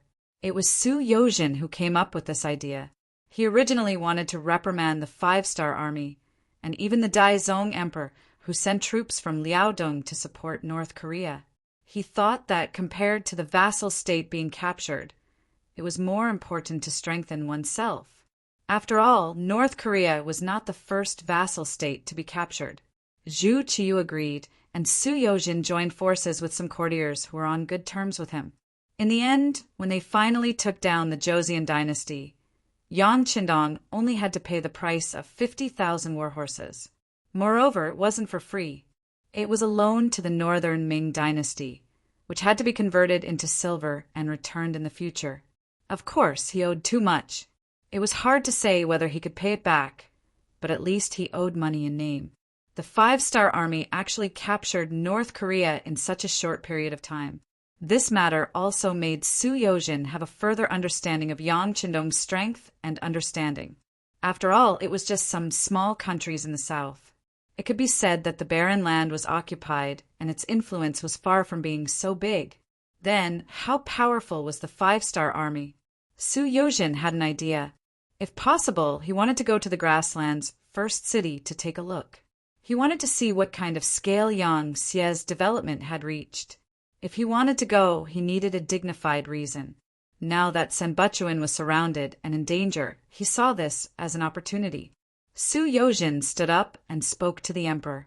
There was another reason why Su Yojin had the courage to stand up. He believed that Yang Qindong did not want to see the 200,000 Biming soldiers in Senbutchuan get eaten by the grassland's foreign tribes. It was to cater to this idea that he chose to take the initiative to attack.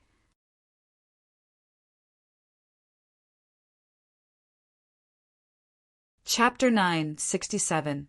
Your Majesty, Sambulachuan is not far from the first city. Since the Duke of Zhongwei can gain a foothold there, he must have military strength as his backing. If we can ask him to help, it shouldn't be a big problem for him to only transport grain and not help in the war. Su Yojin stood up and said in a guessing tone. The important thing was that he emphasized one thing, which was that Yang Qindong would not help Biming. He would only help to transport the grain. He said this in order to stop Zhu Qiyu's mouth and make things clear first. It might be possible to help transport the grain, but helping Bai Ming to fight the Wara was not worth mentioning, because this was not Yang Qindong's intention. Originally, when Zhu Qiyu heard Yang Qindong's name, he had such an idea and asked the Duke of Zhongwei to send troops to help. Your title was given to you by the great Ming dynasty. Now that the great Ming dynasty was in trouble, it was not too much to ask for your troops. But when he heard Su Yozhin's words, he knew that he might have thought too much. However, he still wanted to try harder. After all, if Yang Qindong was really willing to participate in the war, whether they could win the war or not, at least they could get someone to share the firepower. But before Zhu Qiyu could speak, Governor Shi Hung had already stood up. He cupped his fist and said, "Your Majesty, Minister Su's words are very reasonable. The Duke of Zhongwei can help us transport the grain. As long as we defend Sambilachuan for 2 months, our army will arrive. At that time, the situation will be completely one-sided. At that time, our army's victory will be expected, and our Bai Ming army will not need any help." Shi Hung suddenly stood up, not because he had discussed it with Su Yozhin in advance. He just didn't want Yang Qindong to take advantage of it. In his eyes, Bai Ming's army was powerful and invincible. One day, even the Duke of Zhongwei and his 5-star army would be trampled under his feet. But if he owed the other side a big favor now, how could he fight the war in the future? Shi Hung was looking at things from a long-term perspective, which was why he said those words. As the main representative of the military, Zhu Qiyu knew that it was impossible to ask the Duke of Loyalty to send troops to participate in the battle. He could only nod his head and say, "All right, since that's the case, Minister Su, in your opinion, who should be sent to the Duke of Loyalty and Courage?" As he spoke, Zhu Qiyu's gaze swept across the group of courtiers. Unfortunately, many of the officials did not even raise their heads. In their hearts, asking for help from the Duke of Loyalty was not a good task. "Your Majesty, this idea was thought of by this subject, so this subject is naturally willing to go." Su Yozhin wanted to take this opportunity to test Yang Qindong's strength. Naturally, she wanted to go. Since the other courtiers were unwilling to go, it saved him a lot of effort, and he didn't have to worry about anyone competing with him. It was Su Yozhin who took the initiative to step forward. Zhu Qiyu was overjoyed. Thinking of seeing a loyal official in a time of danger, he couldn't help but value Su Yozhin more.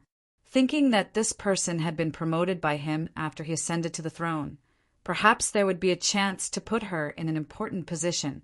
Immediately, he announced Su Yozhin as an imperial envoy to go to Shur City to discuss with the Duke of Loyalty and encourage the matter of assisting Sanbulachuan City with provisions. For the sake of convenience, he gave Su Yozhin the power to act and the power to mobilize the soldiers of Xianfu. Su Yozhin immediately knelt on the ground and shouted, "Long live the Emperor!" Zhu Qiyu, who was very satisfied, was even happier. He nodded lightly at Jining, who was standing to the side with her back bent. The chief eunuch immediately understood and shouted loudly, "Court is dismissed. Minister Su, please stay. His Majesty wants to see you." The other courtiers left after shouting, "Long live the Emperor!" Su Yozhin walked straight to the back of the palace and ran into the chief eunuch Jining, who had come to greet him. The other chuckled and said in a congratulatory tone, "Congratulations to Minister Su for becoming an imperial envoy." "Ah, Jin Gongong, what are you saying?" "We are all working for His Majesty. There is no need to mention any congratulations. It should be the same." Su Yozhin also had a smile on his face.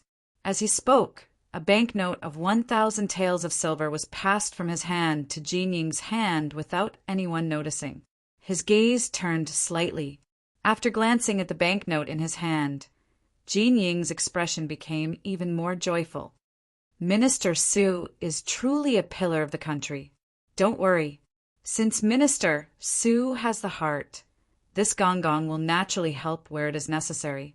Many thanks, many thanks." Su Yozhin cupped his hands in thanks. The two of them walked almost side by side to the back of the palace. Zhu Qiyu had been waiting in the palace for a long time. When he saw Su Yozhen come, he couldn't hide the joy in the corners of his eyes. When all the courtiers were at their wits' end, this person could stand up and find a way to solve the problem. He was also willing to bravely take on a heavy burden. Based on these, he should value him more.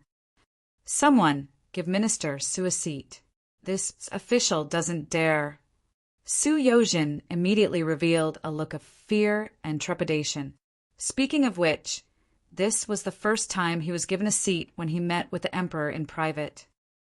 Ah, Minister Su, this is His Majesty's good intentions. You were able to stand up in times of danger.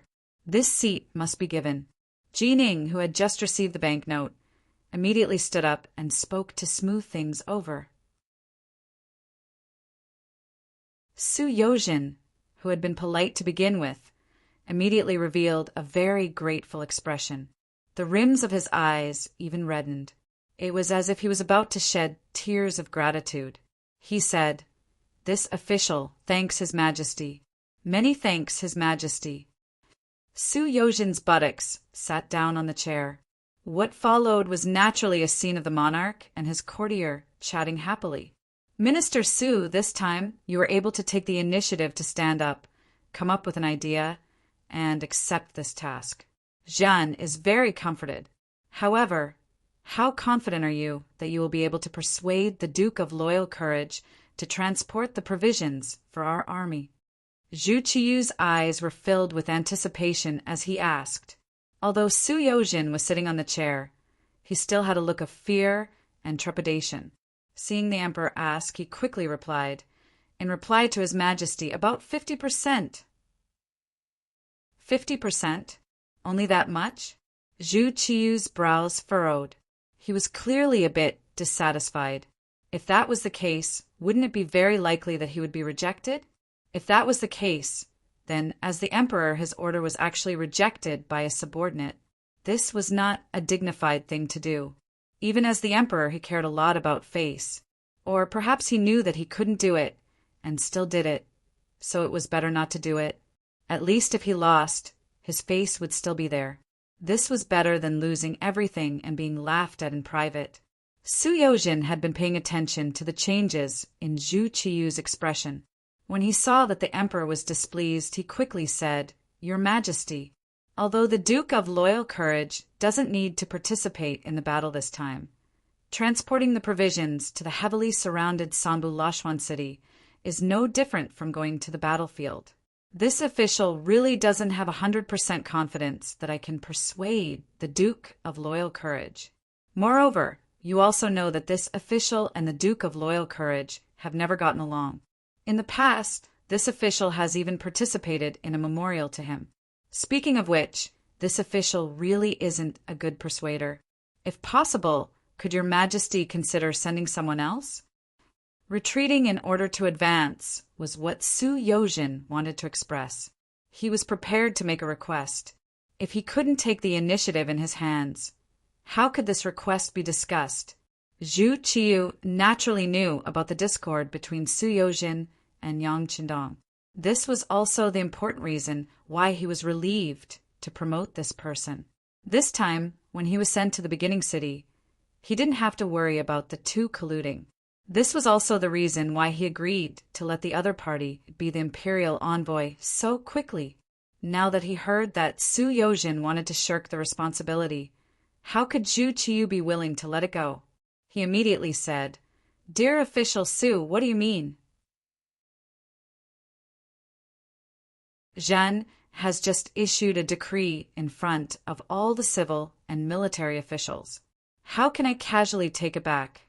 Zhen thinks that you should go. If you have any requests, you can make them now.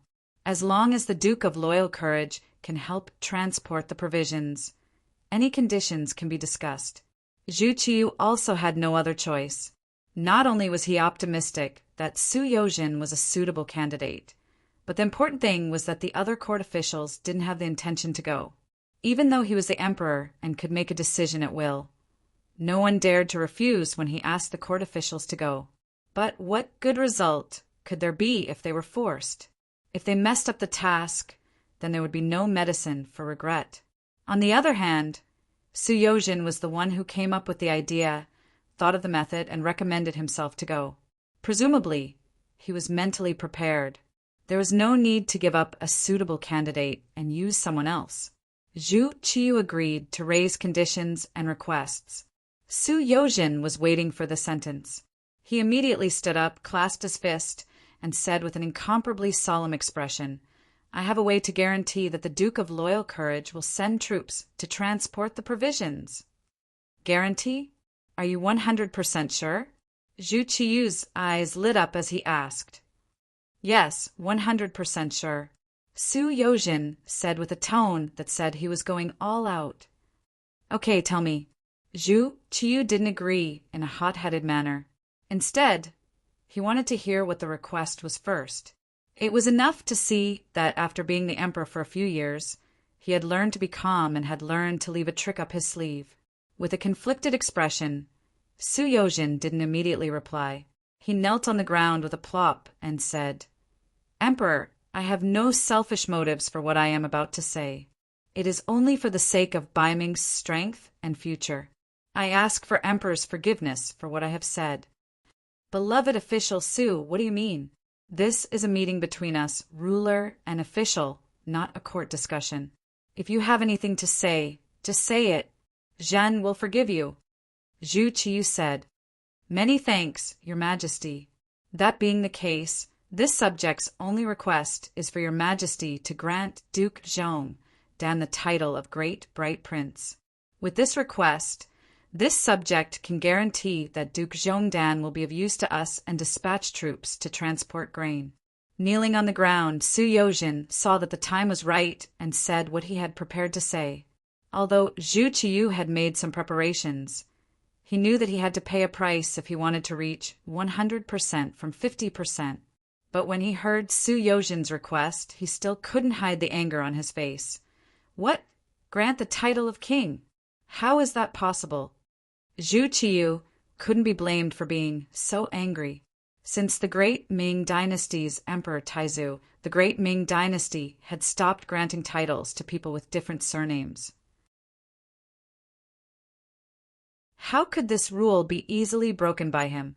Suyojin's proposal was too absurd.